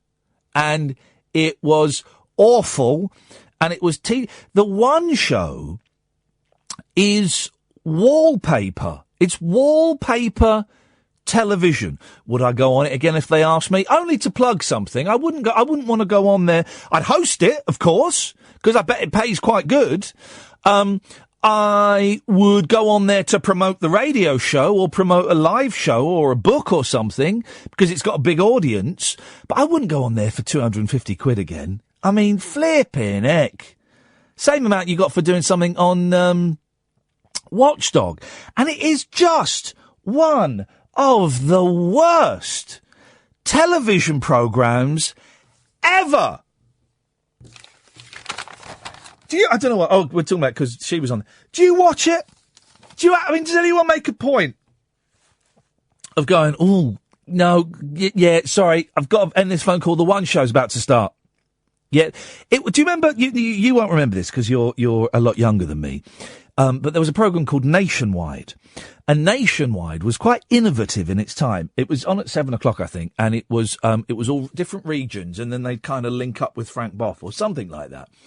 That Nationwide had balls compared to the One Show, compared to the tepid, insipid, bland chewing gum that's been chewed for 3 days, wallpaper television that is the One Show. The Nationwide was like a porno compared to that. It was like a snuff movie compared to the One Show. Absolute bloody garbage. Garbage. And our politicians are deciding to go on there. Flipping it. Yeah, because Alec Jones and that fella, they're really going to give you a tough time, huh? So, tell us, which one of you put the bins out? Now, that was the question on there. Jeez! June Sarpong interviewing Blair. I like June Sarpong. I've worked with June Sarpong. We did a very, very well-paid corporate gig, myself and Ms. Sarpong, for Cobra Beer. I think I might have got like 10 grand or no, maybe five for that.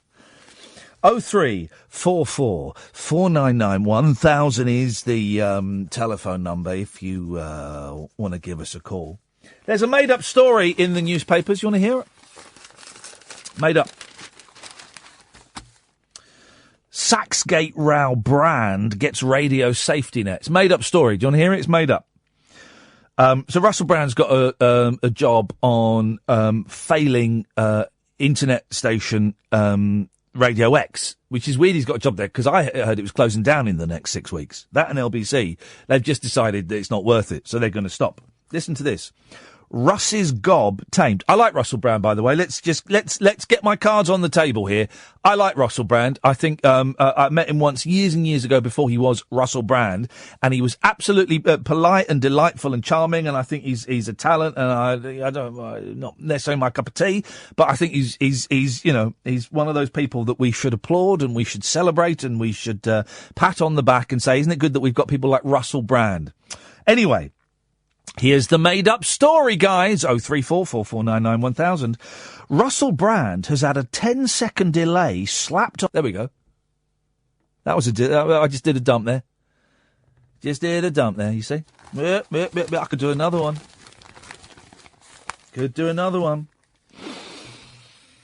Russell Brand has had a 10-second delay slapped on his new radio show by nervous bosses. No, he hasn't. They'll all have it on there. They'll all have it.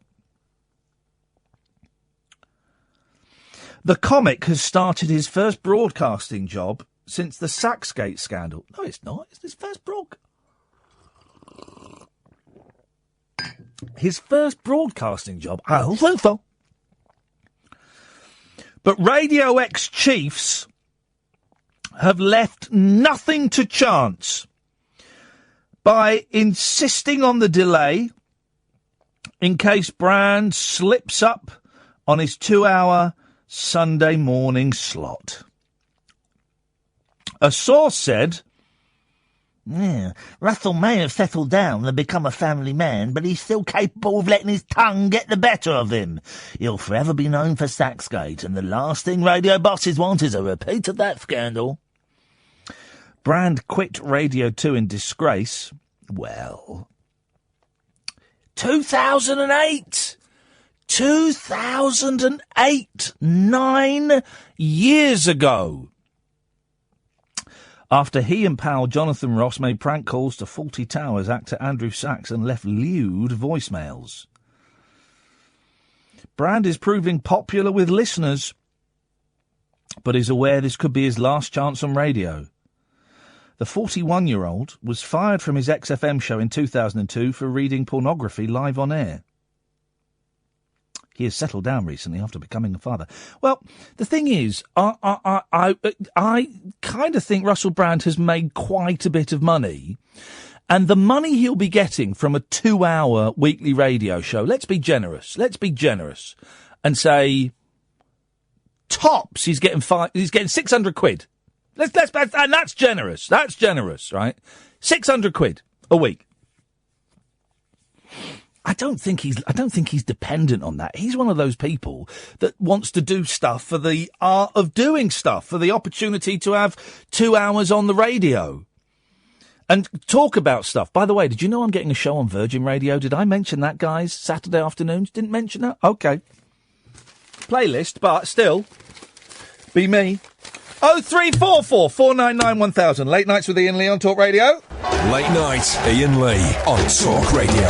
We'll get you talking. 0344 499 1000 is the telephone number. Let me read you some of the generous comments that are being posted on Facebook right now, shall we? Really? He's sniffing at 250 effing quid? Some people would die for that amount in their wages. I'm actually disgusted that he's scoffing at that effing amount.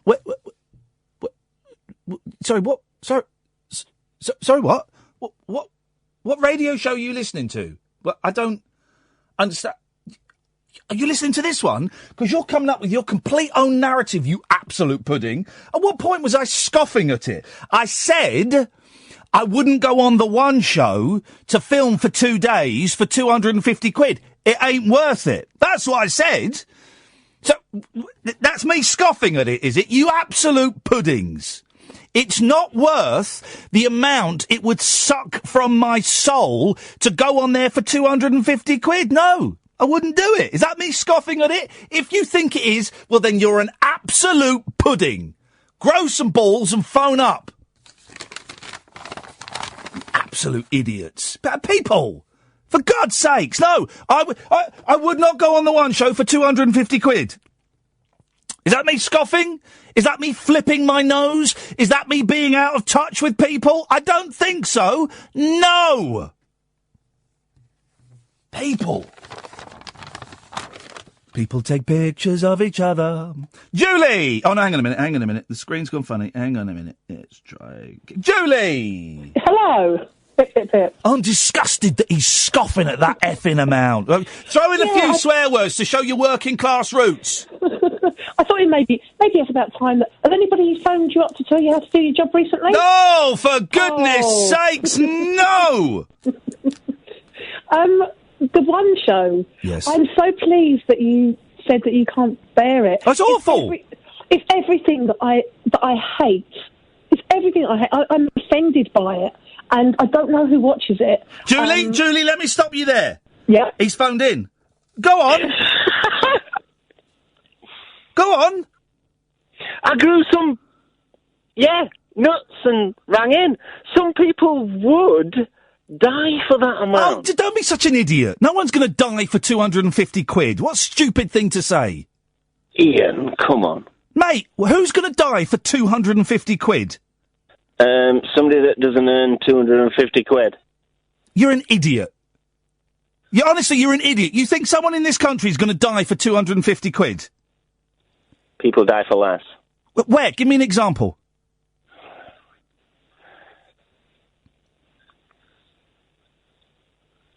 I can't. No, of course you can't, because you're just saying stuff. You're just saying stuff. And my decision not to go on the one show to film for 2 days for 250 quid, where is that me scoffing at that? Because you basically said that anybody that would go... No, I didn't. Don't tell me what I basically said. I'll tell you what I said. What I said was, I ain't going to go on the one show to film for 2 days for 250 quid. So don't tell me what I said. That's what I said. So what part of that... Why would anybody do that? So what part of that is me scoffing at people? And then you said, why would anybody do that? Yeah, what part of that is me scoffing at people? You saying, why would anybody do that? Oh, you're an idiot. You're an idiot. Oh, come on, Ian. No, you come on. You've just posted a sweary message on Facebook slagging me off, saying I'm scoffing at people. No, I'm not. What I said was I wouldn't go on the one show for 2 days filming for 250 quid. You're getting very angry. Yeah, because you're talking out your arse. No, I just posted my opinion. You've not, though. You've not given anything to back it up. You've not given anything to back it up. Wow. Back it up. I did. With what? With the fact that you said, why would anybody... Yeah, okay, I'll say it. Why would anybody go on the one show for 250 quid? Why would anybody do that? Because they needed the money. Oh, you're an idiot. What does that even mean? How can you say, what does that even mean? Because you're just saying words. You're just saying words and meaning nothing. They're not going to invite anybody on the one show for 250 quid. So my decision not to go on there because it sucks my soul out is my decision. How dare you? How dare you question the decisions I make in my career? How dare you? What gives you the right? You have no right to do that. As a listener... No, you don't. You have no right to question my decisions on my career. Not any. Okay.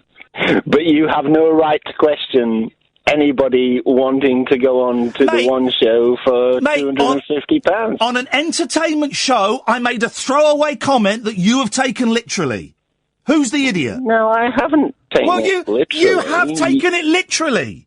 I did a spiel about the One Show being crap. I did a spiel about how the One Show stopped hiring me. I did a little... In your opinion? What do you mean in my opinion?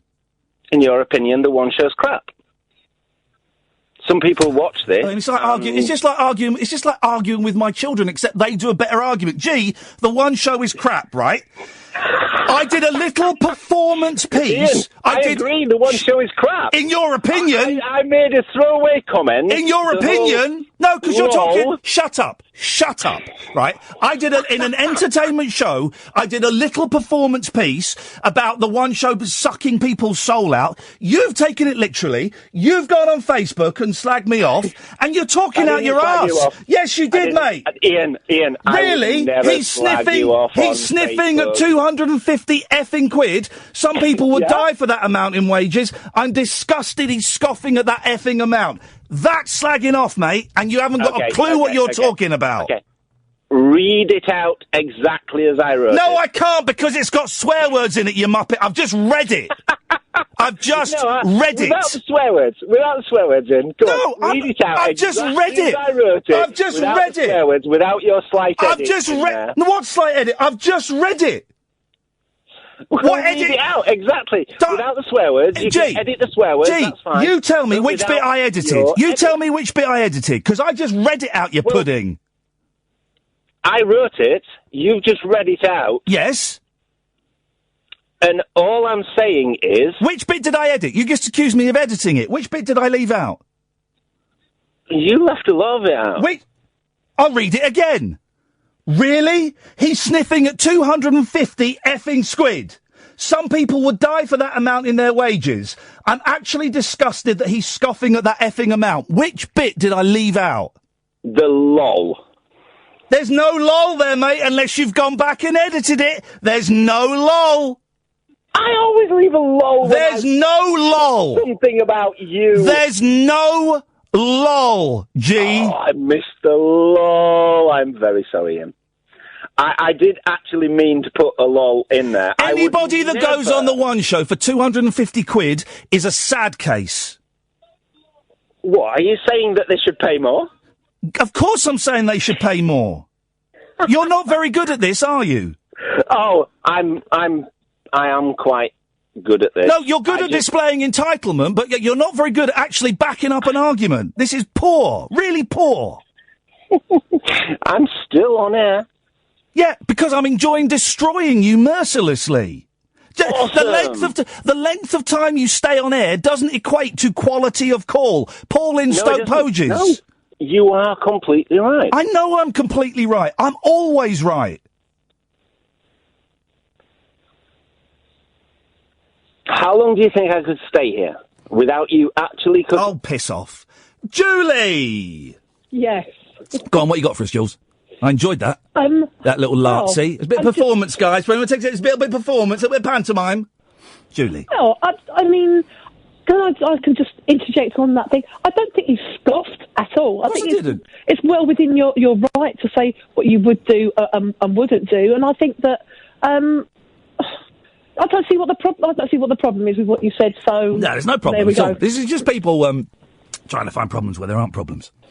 And also, can I just say, that was one of my bugbears, is you can't just put, and I know that maybe there was a bit of joking there, but you can't just put lol at the end of any sentence. Lol doesn't stop you. Lol doesn't stop you being an arsehole. I'm afraid.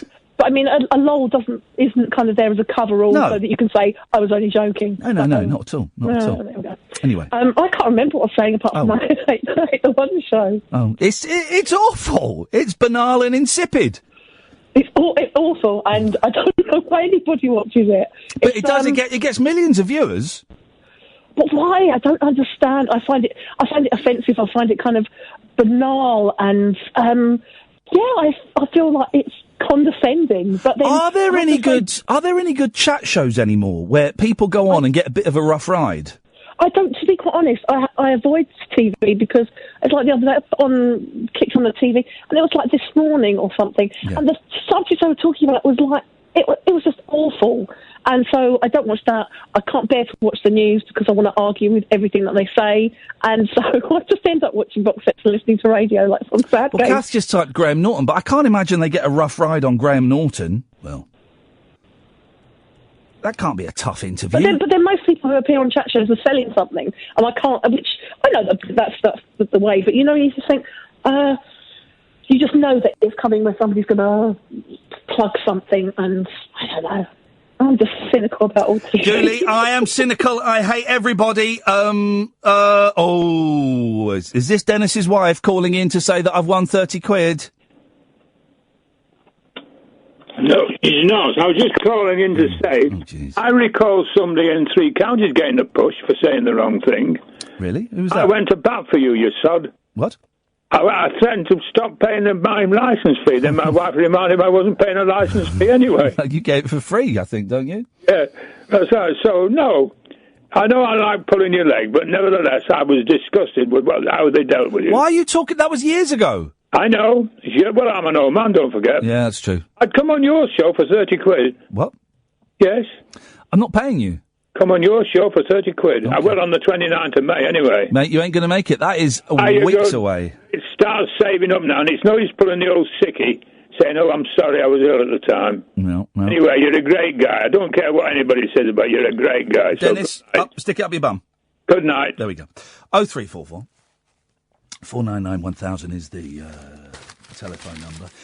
What was interesting, has anybody in the history of the world ever had such a heated argument about the one show? No, never. Never, because no one cares about the one show. It really is. I don't really watch TV. I've still got that sick feeling. Every time I go like that, it's because I think I'm going to puke, so apologies.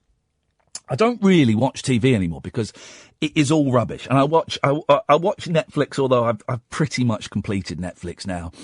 And I'm watching the Larry Sanders DVDs. But that's it. I don't watch TV because everything, it's like, actually, I don't know what it's like.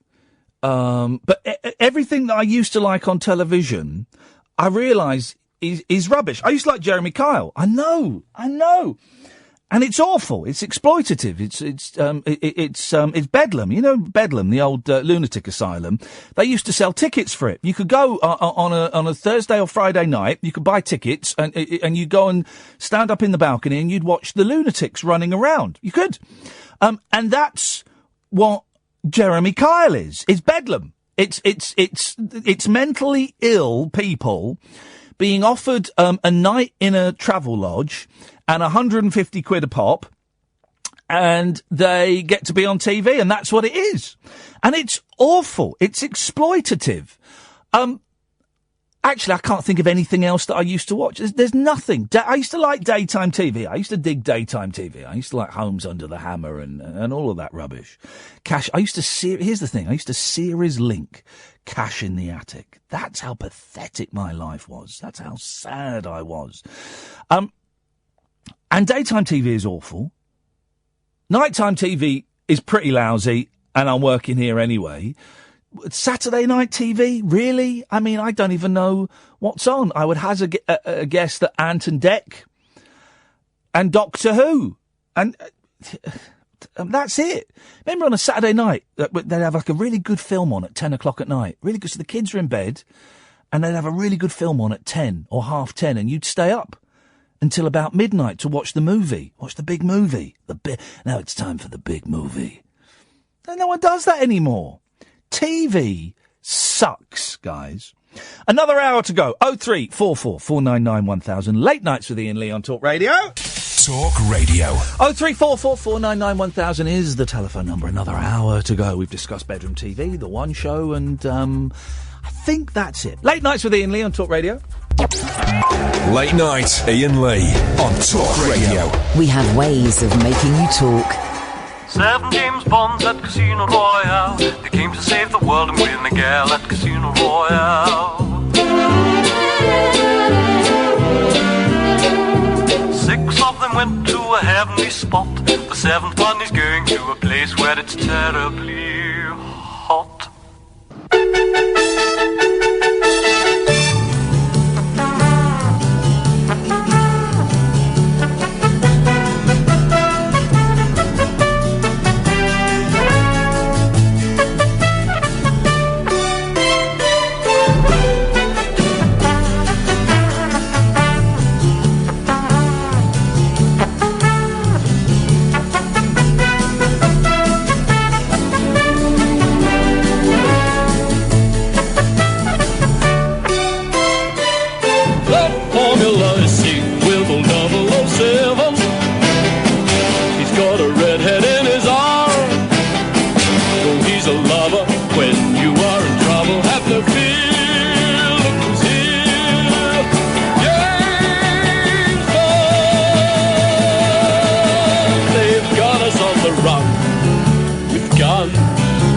and knives. We're fighting for our lives. Have no fear upon this hill.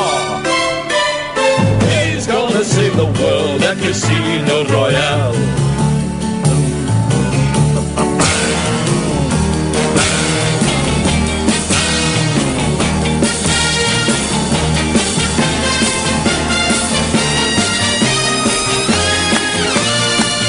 At Casino Royale, the formula is safe with a 007. He's got a redhead in his arm. Oh, he's a lover when you are in trouble. Have no fear. Look who's here. James Bond!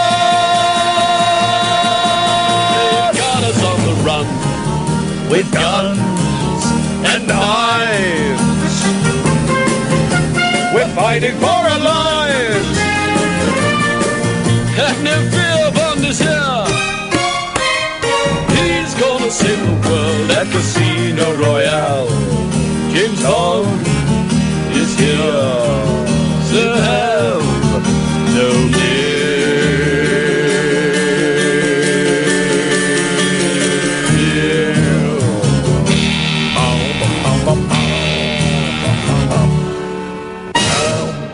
Oh, 0344 499 1000 is the telephone number if you want to give us a call. It's been a busy show this evening. Feisty, huh? What have we discussed so far in case it piques your interest? Psychedelic movies, the decline of British television, the one show being Pony, I can't think what else. Oh, let's have a little bit of Herb Albert in the background as we take this show into the last hour. 0344 499 1000. You can call them about anything we've talked about or anything else that you fancy. Evening, Richie. All right, Buzz. How's it going, man? It's going very well, Richie. How you doing? Bloody hell was wrong with that tune? What happened to the littlest hobo and Airwolf, man? That was a bit trippy. Just, sometimes I like to mix it up, Rich. True, I understand that. Like to keep you guys on your It's only a toes. quick call, bro. It's just, well done, keep it up, man, because I found you on the second week with that Jackie Chan night, and I wasted loads of my phone bill, phoning up, and my daughter and Kath both said to me, shut up. Do you know what I mean? Literally on Twitter. I don't do social media, mate. I'm too old for that. I'm still doing the same thing, chilling in my garden with my fish. But I remember you. Exactly. Currently tracking gibbers over its full moons. You don't get yodelers anymore, do you, Richie? Say that again? You don't get yodelers. There was a lot of good. Not often, not in Liverpool. Slim Whitman was a yodeler. There's who else? True that. Who was it? Who did I remember you? Frank Highfield. That was it. I remember you. That's a great song. More yodeling. Exactly, dude. I've got 4 points written down so I don't make a tit of myself, basically. Well, a bit late for that, but carry on. My fourth one is... Are we going back? You and Kath should do more shows together when you're both talking together. No, here's the thing. Here's the thing, Richie. Richie, here's the thing. I'm the brains. Yeah. I'm the mouth. Yeah. And I'm the looks. Now, that means there's no room... Looks, a bigger mouth and better brains. Well, no, you're actually... No, Kath, before you get excited. No, you're actually wrong there, and that's actually No, libel. mate. That's libelous. No, right. Going to sue you. There's no room. There's no room. There's no room. All right, I'll tell you what. Kath, can you come in and talk to Richie? Come in. She doesn't want to do it. Really embarrassed. She doesn't want to do it. She sat there going, oh, no, I won't do it. I'll just sit here and take the props. Ignore her, Carl. Ignore him, mate. Yes. Anyway, it's only a quick call just to say keep up the bloody good work, mate. I'm loving the show. So that was your 4 points? Yeah, it was well done. Keep it up. Telescope and him and Kath. Well done, keep it up. That's not... Remember you. You're the one who made my dreams come. This is the original Harry Styles, guys. Kisses ago. I remember you. Come on, give me That's what it's all about. Bobo, Street Hawk, anything. Hang on a minute. Here's another one. Give me something old school, man. This is classic. This is absolute classic Highfield. Ever listen to You this? realise my Hang on. daughter's going to kill me when she hears this. Here we go. I went across to Switzerland where all the yodelers be to try to learn to yodel with my yodelody. Hey! I climbed a big high mountain on a clear and sunny day and met a yodeling gal up in a little Swiss chalet. She taught me to yodel, yodelody, yodelody. She taught me how to yodel, yodelody. Sensible and just put 4 points across. Thank you, Richie.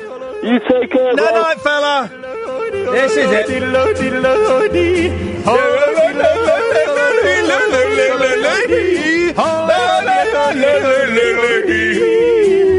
Well, now I'm gonna teach you how to yodel just like me. It's easy when you're singing to go yodel diddle dee.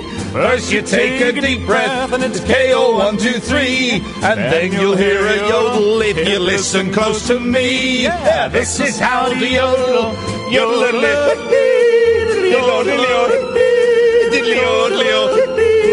This is how to yodel, yodel.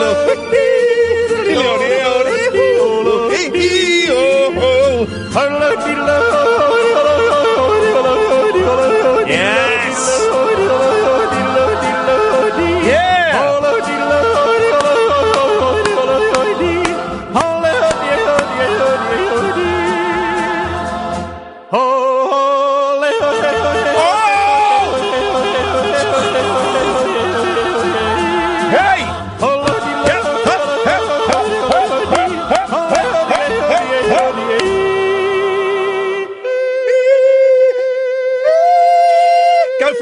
He went down. He bottled it. Here's the question on everyone's lips. Is Frank Highfield still alive? I've got a feeling he died about 2 or 3 years ago. Because if he is alive, he's coming on this show. And he's going to yodel. And he's going to teach me how to yodel. It's weird to think that for a brief moment, you know, everyone's got fidget spinners. And my boys bought some fidget spinners today. 10 quid their fidget spinners cost. 10 quid each. For fidget spinners. Mine only cost 4 quid. Fair play, mine's a market one. He's alive. Get Highfield on this show. Get me, Frank Highfield, on this show. So we bought the boys fidget spinners. I met them in a toy store. And they were buying fidget spinners. I went, have you not got them yet? They went, no. I went, have a look at this. Pulled mine out. I was the coolest dad. We were doing some fidget spinning stunts. Why am I talking about that? I don't know. Anyway, she taught me to yodel, right? Well, then, YouTube is a wonderful thing. The phrase falling down the rabbit hole is applied to it a lot because it then has a list on the side of other yodeling songs. And here's one from 2015 from Vietnam Idol. And it's a Vietnamese kid doing She Taught Me How to Yodel. And I mean, how can you see that and not click on it?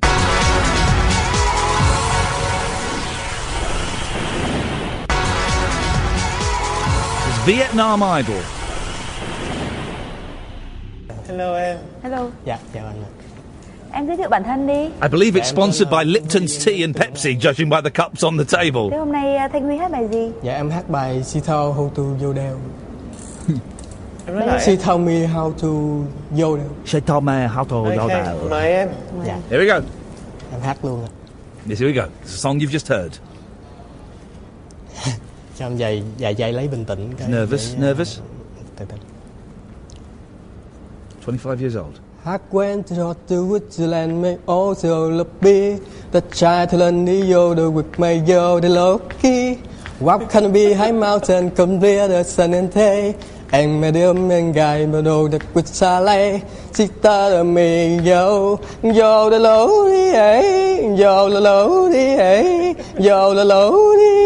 Sita me yo yo the low đi giờ lấy giờ lỗ giờ lấy giờ lỗ khi giờ lấy giờ lỗ giờ lấy giờ lỗ giờ lấy giờ lỗ cái lại cái lô cái lại cái lô cái lại cái lô giờ lấy giờ lỗ giờ lấy giờ lỗ cái lại cái lô giờ lỗ giờ là lấy giờ lỗ giờ lấy giờ lỗ giờ lấy giờ lỗ giờ lấy giờ lỗ giờ lấy giờ lỗ giờ lấy giờ lỗ giờ lấy giờ lỗ giờ lấy giờ lỗ giờ lấy giờ lỗ giờ lỗ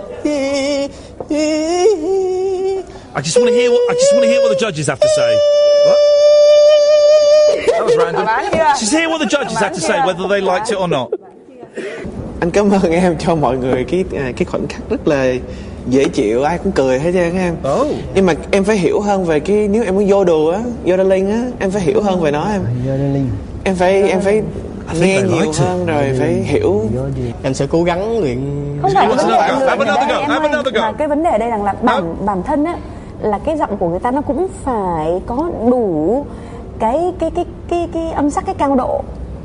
Vietnamese em hoàn toàn không có cao độ. Nicole Scherzinger, not so keen. Nhưng mà hoàn toàn cao độ của em là hoàn toàn không có nhé. Anh không chọn em. Với anh không chọn. I'm sorry. We could be here all night. Indulge me. Next down the column. The Voice, Kids, Russia. I mean...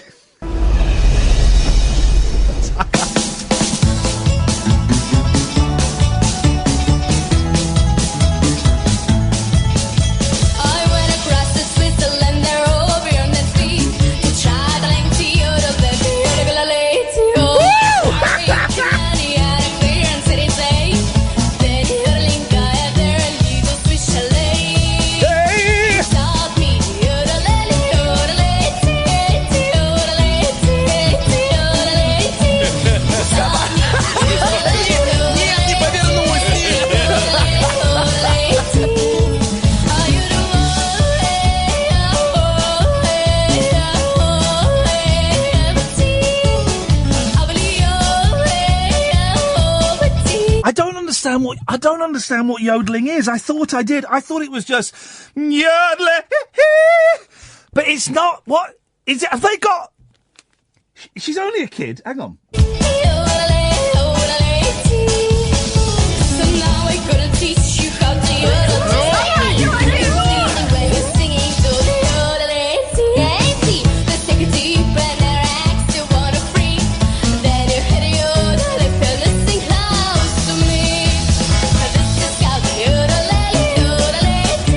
She got an extra flap in her throat. Is that what it is? Do you know what I mean? It sounds like there's like a and I don't be involved. It sounds like there's a flap in the throat that makes that man, guys. If you unless you're called right, this is the rest of the show. Unless you're calling in about yodeling, I'm not interested. Okay, honestly, I can see people. If you're not calling about yodeling, put your phones down. It is a yodel special. From now until 1 o'clock, all we're doing is yodeling, okay? Yodeling! 0344 499 1000. Late Nights with Iain Lee. The show is sponsored by Yodels. Late Night Iain Lee. On air and off the leash. On Talk Radio. We have ways of making you talk. Here we go. Chinese Idol. I went to Switzerland, we hold your speed, trying to do your every my lady. I climb behind mountain on a clearly sunny day, and they all love the evening sky in the society. She told me to yodel, your lady, your lady, your lady. He told me to yodel, your lady, your lady, your lady.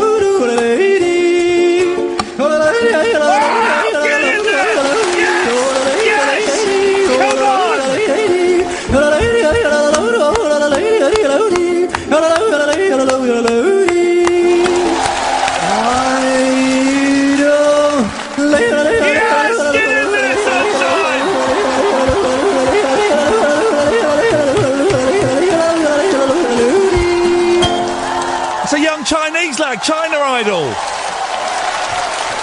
And I've just realised it's an innuendo, isn't it? The lyrics, because the lyrics to it... Hang on a second, we're about to go into another one. I want to stop it, and I don't know how to. There we go, sorry. The lyrics are innuendo, isn't it? Let me read you the lyric. Oh, man alive. I'm learning this. Lyrics. She taught me how to yodel. It's about oral sex, isn't it? No, it's about oral sex. I went across... Here we go, listen to this. Ray, I'll come to you in a minute. Ray wants to have a go at yodelling. 0344 499 1000. I went across to Switzerland, where all the yodelers be, to try to learn to yodel with my yodel. I climbed a big high mountain on a clear and sunny day, and I met a yodeling gal up in a little Swiss chalet. So...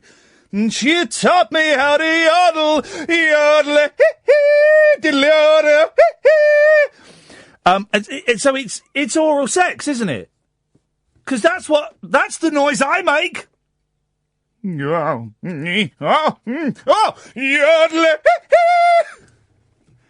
It's what happens when you get the Alpine horn. Sorry. Yes, Ray. I think you're having a breakdown. You want to yodel with me, buddy? No, I don't. Kathy's trying to stitch me up. What, you want to yodel with me, buddy? I'd rather watch the One Show. No, come on. What are you talking about? Woo! Yeah! I went across to Switzerland where all the yodelers be to try to learn to yodel with my yodel. I climbed a big high mountain on a clear and sunny day and met a yodeling girl up in a little Swiss chalet. She taught me how to yodel, yodel, yodel.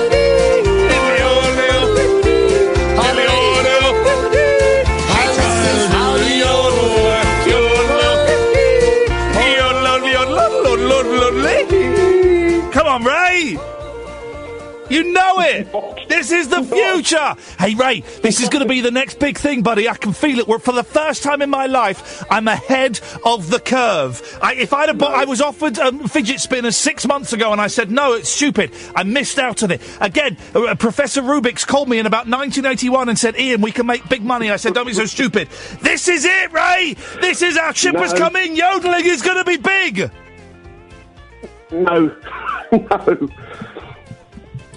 My brother's in the music business, and no. Hey, listen, I've got some good news, though. Paul from Stoke Poges is going to stop listening because of the yodelling. There we go. Listen to this. Listen to Paul from Stoke Poges. Ian, you are just so wrong in so many ways. After listening tonight now and you not respecting me, I just give up. How the hell are you allowed to broadcast on national radio? You covering yodelling as an example is just pure not funny. It is totally repulsive. Well, that's a bit racist. You think you know it all, as you keep saying. I reckon you should go back to your old days of sniffing lines straight off public bar in jolly Londoner. Yes, I speak truth. You don't speak truth, Paul. You speak libel. But don't worry, I won't sue you, buddy, because I know I'm on to a winner.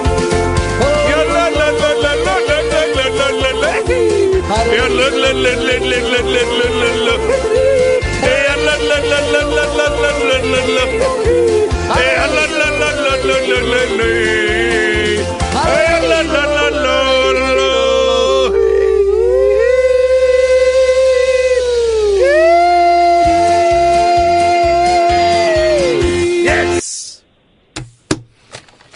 Ray? Yes. I'm just working out how long it'll be before Paul rings in to apologise. He won't. He'll send in a load of abusive emails, and he just shows what a knob he is. So I'm not bothered by that. Ray, so you're with me on the yodelling? No, definitely not. No. Excellent. I'm going to tell I usually am. Yep. But not with that. Well, you're wrong. I know a fad when I sniff it, but I want Frank Highfield on this show. I want the Chinese lad on the show. I want someone who can I haven't been so excited since, you'll often hear, like 60s musicians, like the Beatles and the Hollies and you say, what was the moment for you? And they say, well, I remember listening to the radio late one night and they'd be playing band music or the Black and White Minstrels. But then one night, I heard this faint song, and it was so full of mystery and raw sexual power, and just the echo. And that song was Heartbreak Hotel by Elvis. I never had that moment until Frank Ifield's She Taught Me How to Yodel. That is my Heartbreak Hotel moment. I mean, for God's sakes, what we need to do now is someone, and I know a lot of you will have this because you are mentally unstable, and I say that with respect and love.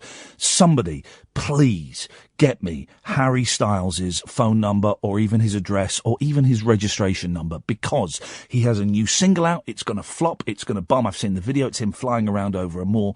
Ridiculous. He needs to yodel.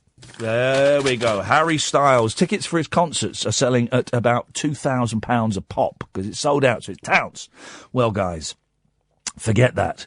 Once he incorporates a 15-minute yodeling section into his act, those tickets, they will go right up, guys.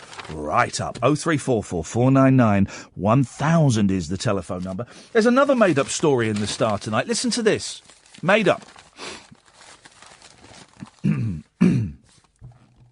Tomboy hunger for sex change, girls in swap rise. Record numbers of girls are asking for sex swaps. Now, why is that? Because they believe they were born into the wrong body, because they're confused about femininity and gender and sexuality, because they're unsure of what they are, because they are sure of what they are and that their genitals don't match with what's going on in their head and in their soul. No. The sentence continues. Record numbers of girls are asking for sex swaps because there are so many tomboys in films and on telly. That'll be it. It's all them blooming tomboys. Because we've not had tomboys before 2017, have we? No, we haven't. We don't know tomboys. And now we've got tomboys everywhere. So that must be why so many girls are asking for surgery, terribly invasive and traumatic and stressful surgery to change their gender. That must be why. New figures show more than double the number of females compared with boys are now asking to change their gender.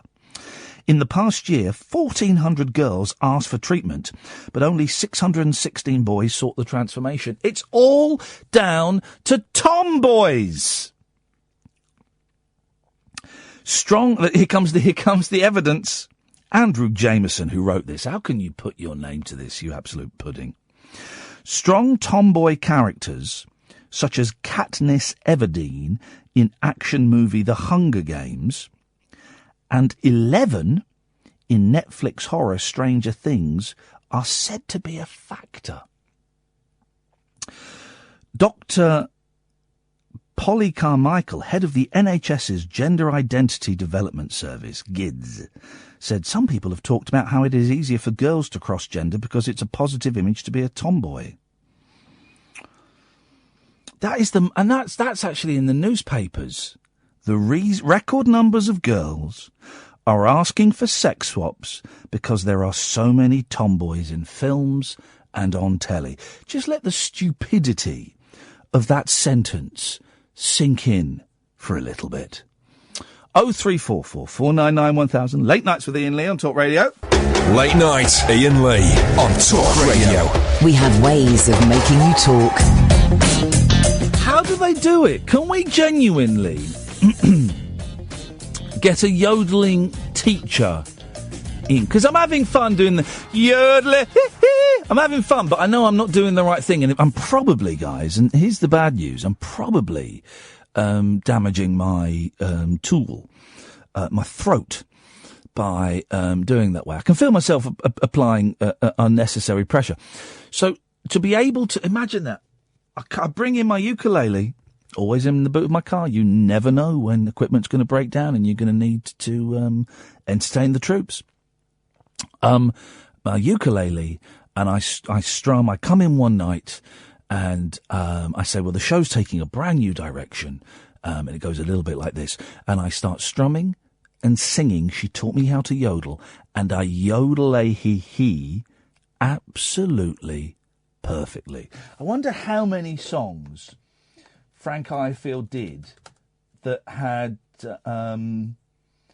yodeling in the thing? Because Chubby Checker had like about 12 songs. No, probably even more songs that feature the twist, because he would have done a couple of twist albums, and all of the songs on there would have been twist. So he would have done loads. So I'm guessing. Yeah, let's have a look. Well, according to this, not many, but I dispute this data. I think this data is incorrect. I believe this. I believe that data is incorrect, and I refuse to accept that doesn't back up the point that I was making. I refuse to accept it.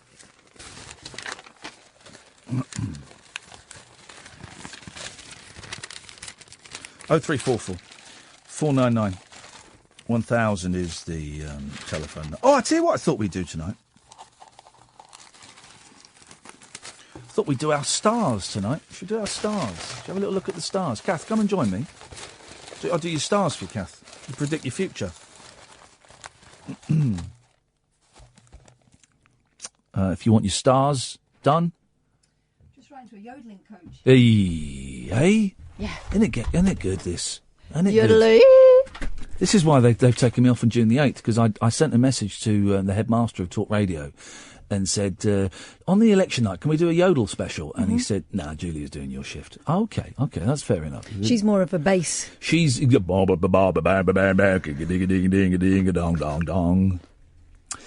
Kaner doing the stars here. Oh, is he son of Jonathan? Must be. Is Jonathan dead? I think he might be. Sad.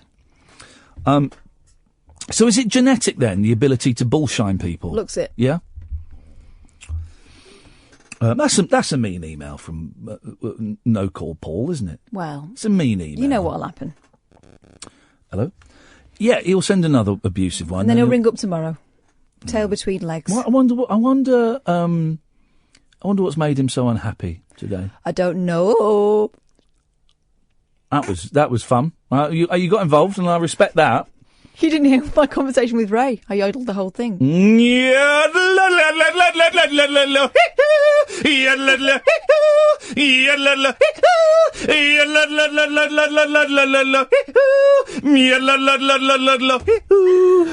he went. He said, "Can you make it stop?" And I said, "No."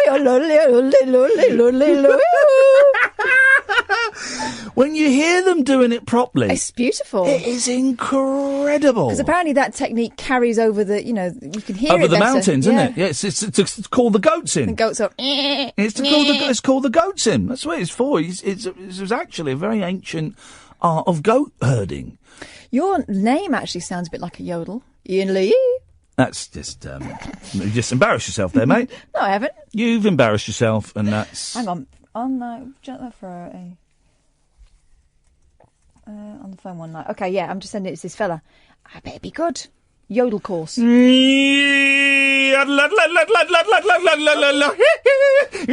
think is if I could yodel properly, and there's got to be a trick to it. Once you've got the trick, then you're in. Right? You're in. It's like looking at those magic eye pictures. You sit there for 10 minutes, but then once you see it, you go, oh, you can't not see it. I think those magic eye pictures made me go fuzzy-eyed and made me need glasses. Yeah, well, what were you doing in front of them?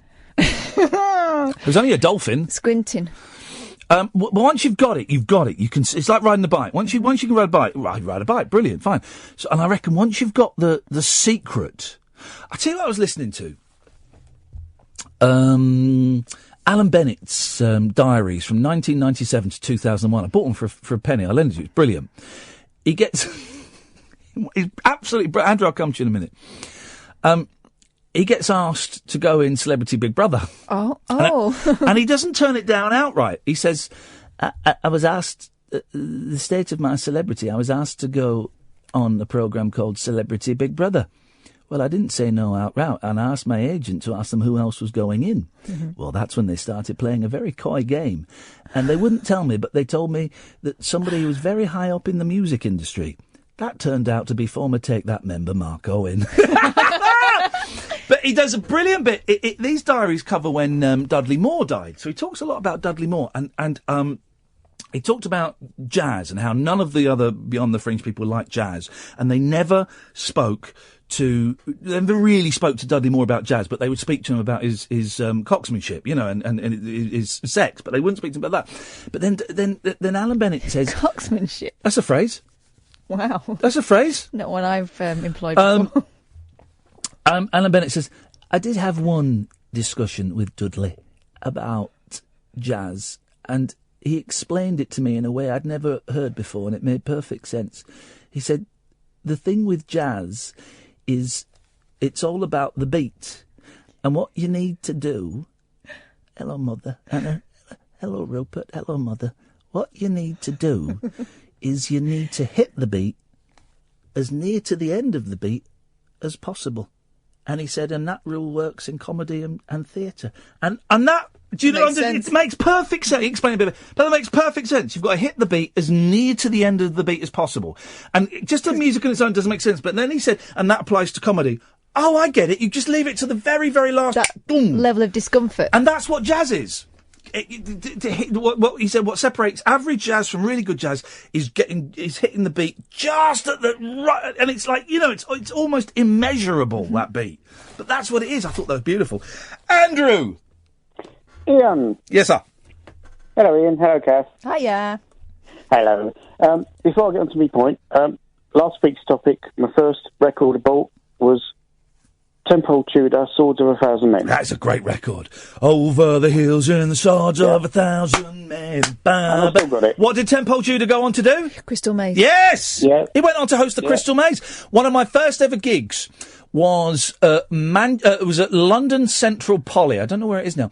And it was Frank Sidebottom was comparing. I think I met John Ronson there. I was 15.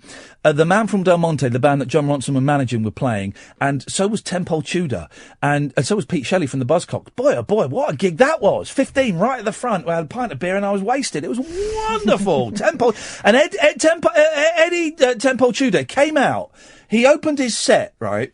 He came out with a white shirt on, covered in blood, and this spotlight. And it took him about 2 minutes to slowly walk to the stage, walk to the microphone. And then I don't remember what happened. And then he said, my band hasn't... my band hasn't turned up. Can anyone play? And we all put our hands up. Obviously, his band was in the audience, and his band got up and they played. It was absolutely breathtaking. 15 and watching the theatre of this guy just coming out slowly, covered in blood. My band's not turned up. Can anyone play? And everyone thought, yay! Oh, it was beautiful. Absolutely. That's the way to make an entrance. 15 when I saw that. Incredible. Anyway. Right. You're going for a traditional yodeling.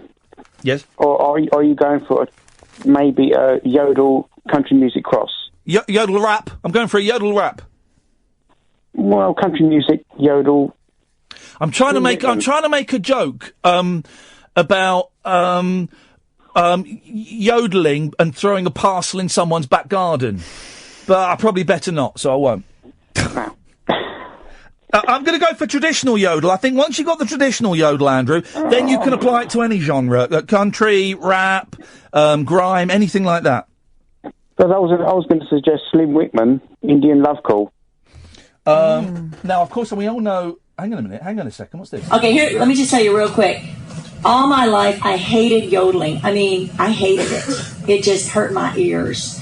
And as I was growing up, I always sang. And my mother, throughout even when I was real young, she'd say, you should yodel. And I'm not yodeling. I hate yodeling. So I never would yodel. Then I grew up, started playing guitar. Yeah. And every once in a while, again, my mother would say, because she loved yodeling, you should yodel. And I'd say, I'm not yodeling, Mom. Sorry, I don't like it. She's going to be great. So then I started singing professionally. Again, she'd encourage me to yodel. I'm not yodeling. Well, the Lord took my mother home in 1993. All right, Andrew, I think she's going to yodel. She was diagnosed with cancer, and 1 month later, he took her home. The saddest day of my life. Not long after that, I started singing at the Hyatt Regency in Austin. And I sang in the lobby. I was there for 7 years. That's 7 years. Yeah. Anyhow, people would ask me to yodel, and I told them the same thing. I don't yodel. Yodel! One day, these 3 Japanese men came running up in their suits. They looked like they'd just gotten off the plane. I mean, they were just fresh, and they were wearing their business suits and carrying their cases. And they came running up to me, speaking to me in Japanese. I had no idea what they were saying. They just looking at each other and talking to me. They were all excited. And I was like, I'm sorry, I don't know what you want. This is they want keep in mind, I'm sitting here singing, and they've come up to me, talking to me in between songs. And everyone's looking at us. And finally, one of them looks at me and he goes, "You yodel." I said, "What? Yodel. You Texas cowgirl, you yodel." And I just said, "I am so sorry, I don't yodel." And I mean, their faces dropped. Just yodel for the Japanese tourists. She's not going to yodel. So I left there right at that minute. I thought, you know what? I'm going to have to learn to yodel. Yes! So I went to yodeling champion Jill Jones. I found her in Wimberley, got a yodeling lesson, learned to yodel. So from there, I started yodeling. Go on. Really? Do it. Rest is history. I don't want to cry, but then one day it occurred to me. She's crying. My mother always wanted me to yodel. And you didn't? I never heard you yodel. I was so upset. Have y'all ever had an oh my gosh moment where you just go, oh my gosh. Oh my gosh, yodel. I just cried. Yodel! My mother never heard just me yodel, you stupid woman! And then I remembered. Yodel! What it says in the Bible. Since then, we are surrounded by so great a cloud of witnesses. What? Let us throw aside every weight and the sin which so easily entangles. Jesus yodel? And let us run with endurance the race that is set before us, looking unto Jesus. She's quoting the Bible about yodeling. This has taken a very bizarre turn. Is Ken listening? Yeah, get Ken to yodel. The cross, despising the shame, and is set down at the right hand of the throne of God. And I knew that in that cloud of witnesses, my mother was there. And I felt so much Amen joy. to that. And then I remembered in the song. You still didn't yodel when she was alive, though, Beth. There's only 150 of them, where it says, "Let everything that has breath praise the Lord." Just yodel! If I write a song, and then where I'm yodeling for Jesus, they'll be yodeling in heaven. So my mom will hear me yodeling in heaven. That's the story of the yodeling song. So, let me just teach y'all to yodel real quick. Everybody repeat after me. We haven't got time, I'm afraid. Sorry, we've got to go to a break. Andrew, thanks very much for that. Late Night Iain Lee. Unfiltered night talk with the original king of unconventional conversation on Talk Radio. We have ways of making you talk. I went across to Switzerland where all the yodelers be to try to learn to yodel. I climbed a big high mountain on a clear and sunny day and fell in love with the yodeling gallop in a little Swiss chalet. She tied me to yodel. He's got a problem with his adenoids, this fella. She taught me to yodel.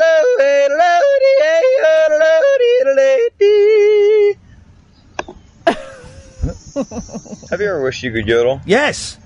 A lot of people out there say that yodeling is only for those with special talents. Yeah. I can't even sing, so how could I yodel? That's true. Well, I'm here to tell you that that's a myth. Wow. Anybody can yodel. Really? Even yodeling is not easy. Oh. To start out with. It's not like you can just start off and have a perfect yodel. Okay. It's something that is a build-up of practice. I will build up practice. I'm going to give you some simple steps. Beautiful. To follow to start you on the right track. Okay, great. And then the only way to get better is to practice. Practice. Kerry Christensen says that everybody has a different method of yodeling. Let's hear yours. And everybody's yodeling sounds different. And I too believe that. It's a Japanese yodeler! They love it over in Asia.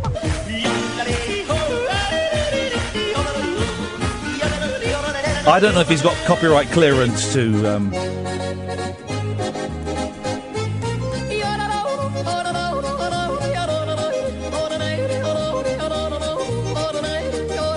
I am totally... There's so many Learn to Yodel videos.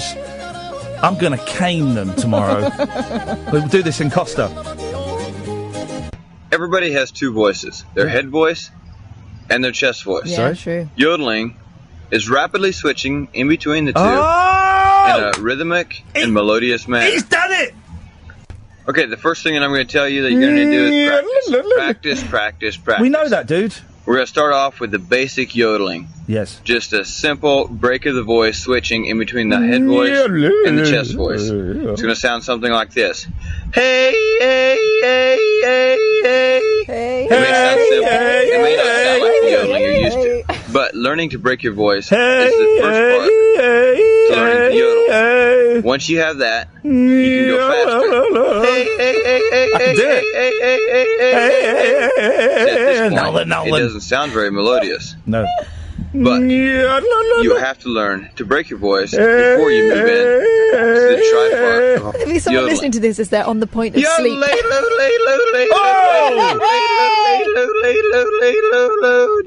Okay, Show off. Big guy. Imagine, just 49 minutes ago, people were actually listening to this show. Now, there's nobody. Apart from some dogs. We are going to open the studio door and there'll be a pack of dogs out there. Don't speak about the two mics like that. What star sign are you, Catherine? What? Leo. Right is not all. Right is not always the opposite of wrong.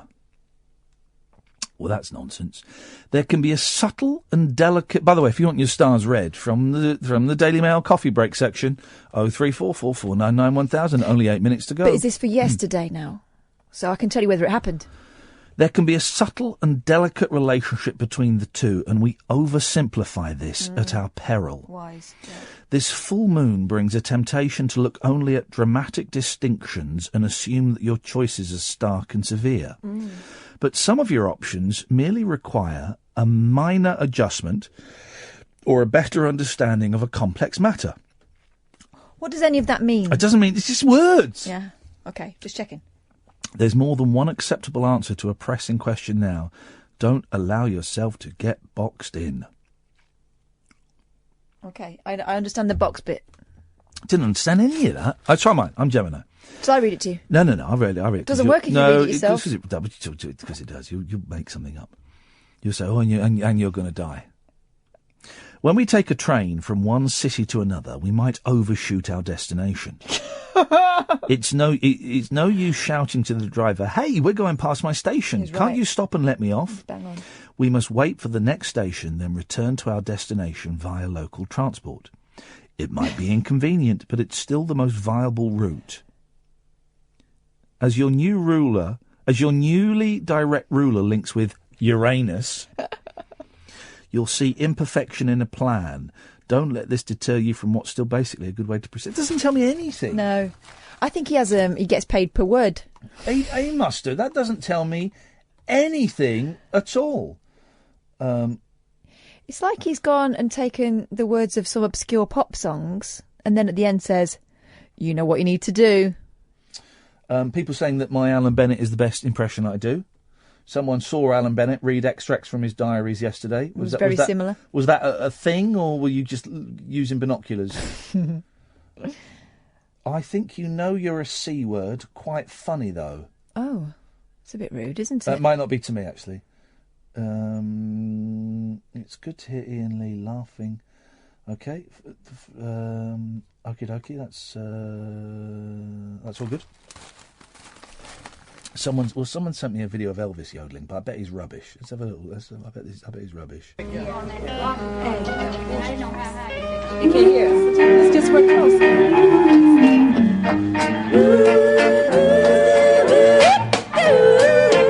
This is not yodeling. It's not yodeling.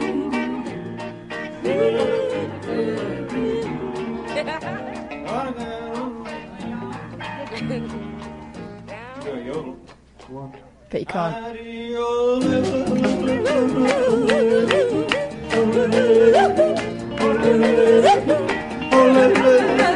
Oh, that's good yodel!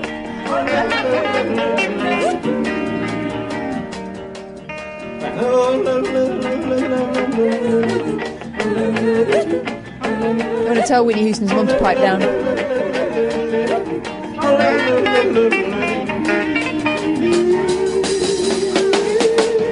Elvis Yodel, fair play. Imagine if instead of Heartbreak Hotel it had been Heartbreak Yodel. The world, everything, the whole of music history would be completely different. The Beatles my baby, like, oh. The Beatles would have been a yodeling band. Everything would be completely different. And Elvis had to go down the rock and roll route when he could have gone down the yodeling route, and it just the whole of music would have completely changed. Well. The show is no longer sponsored by tea. it's now sponsored by Yodeling. And tomorrow is a lying down special. We can still yodel. I'm bringing a blanket. Well, if you want to be a lightweight. Yep. We haven't got a guest tomorrow, have we? No. Okay. Okie dokie. I tell you what we'll do on Friday. We'll do calls straight to air all Friday. Let's set that up now. Remind me to set that up tomorrow. It's obviously Friday night. We haven't done any trails for ages. We'll do some trails tomorrow. Friday night, calls straight to air, me and Ed and Kath. Are you in Friday night, Ed? Yeah, me, Ed and Kath will just sit in the studio and we'll just, whatever, and we'll chat and you can call in and call straight to air or not call in. Calls have dipped a bit this week in terms of numbers and, let's be honest, quality. But that's fine. It comes and goes. The weather's a bit nicer, isn't it? The weather's a bit nicer, so maybe that's...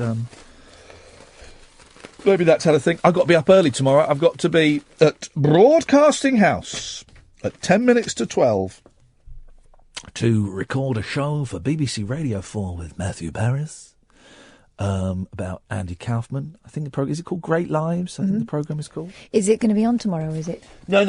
Yeah, we will record 45 minutes. It's a half an hour show. I don't know when I'll ask them when it'll go out, and I will, of course, we'll let everybody know. But what joy I get to go to the BBC, which is always a thrill.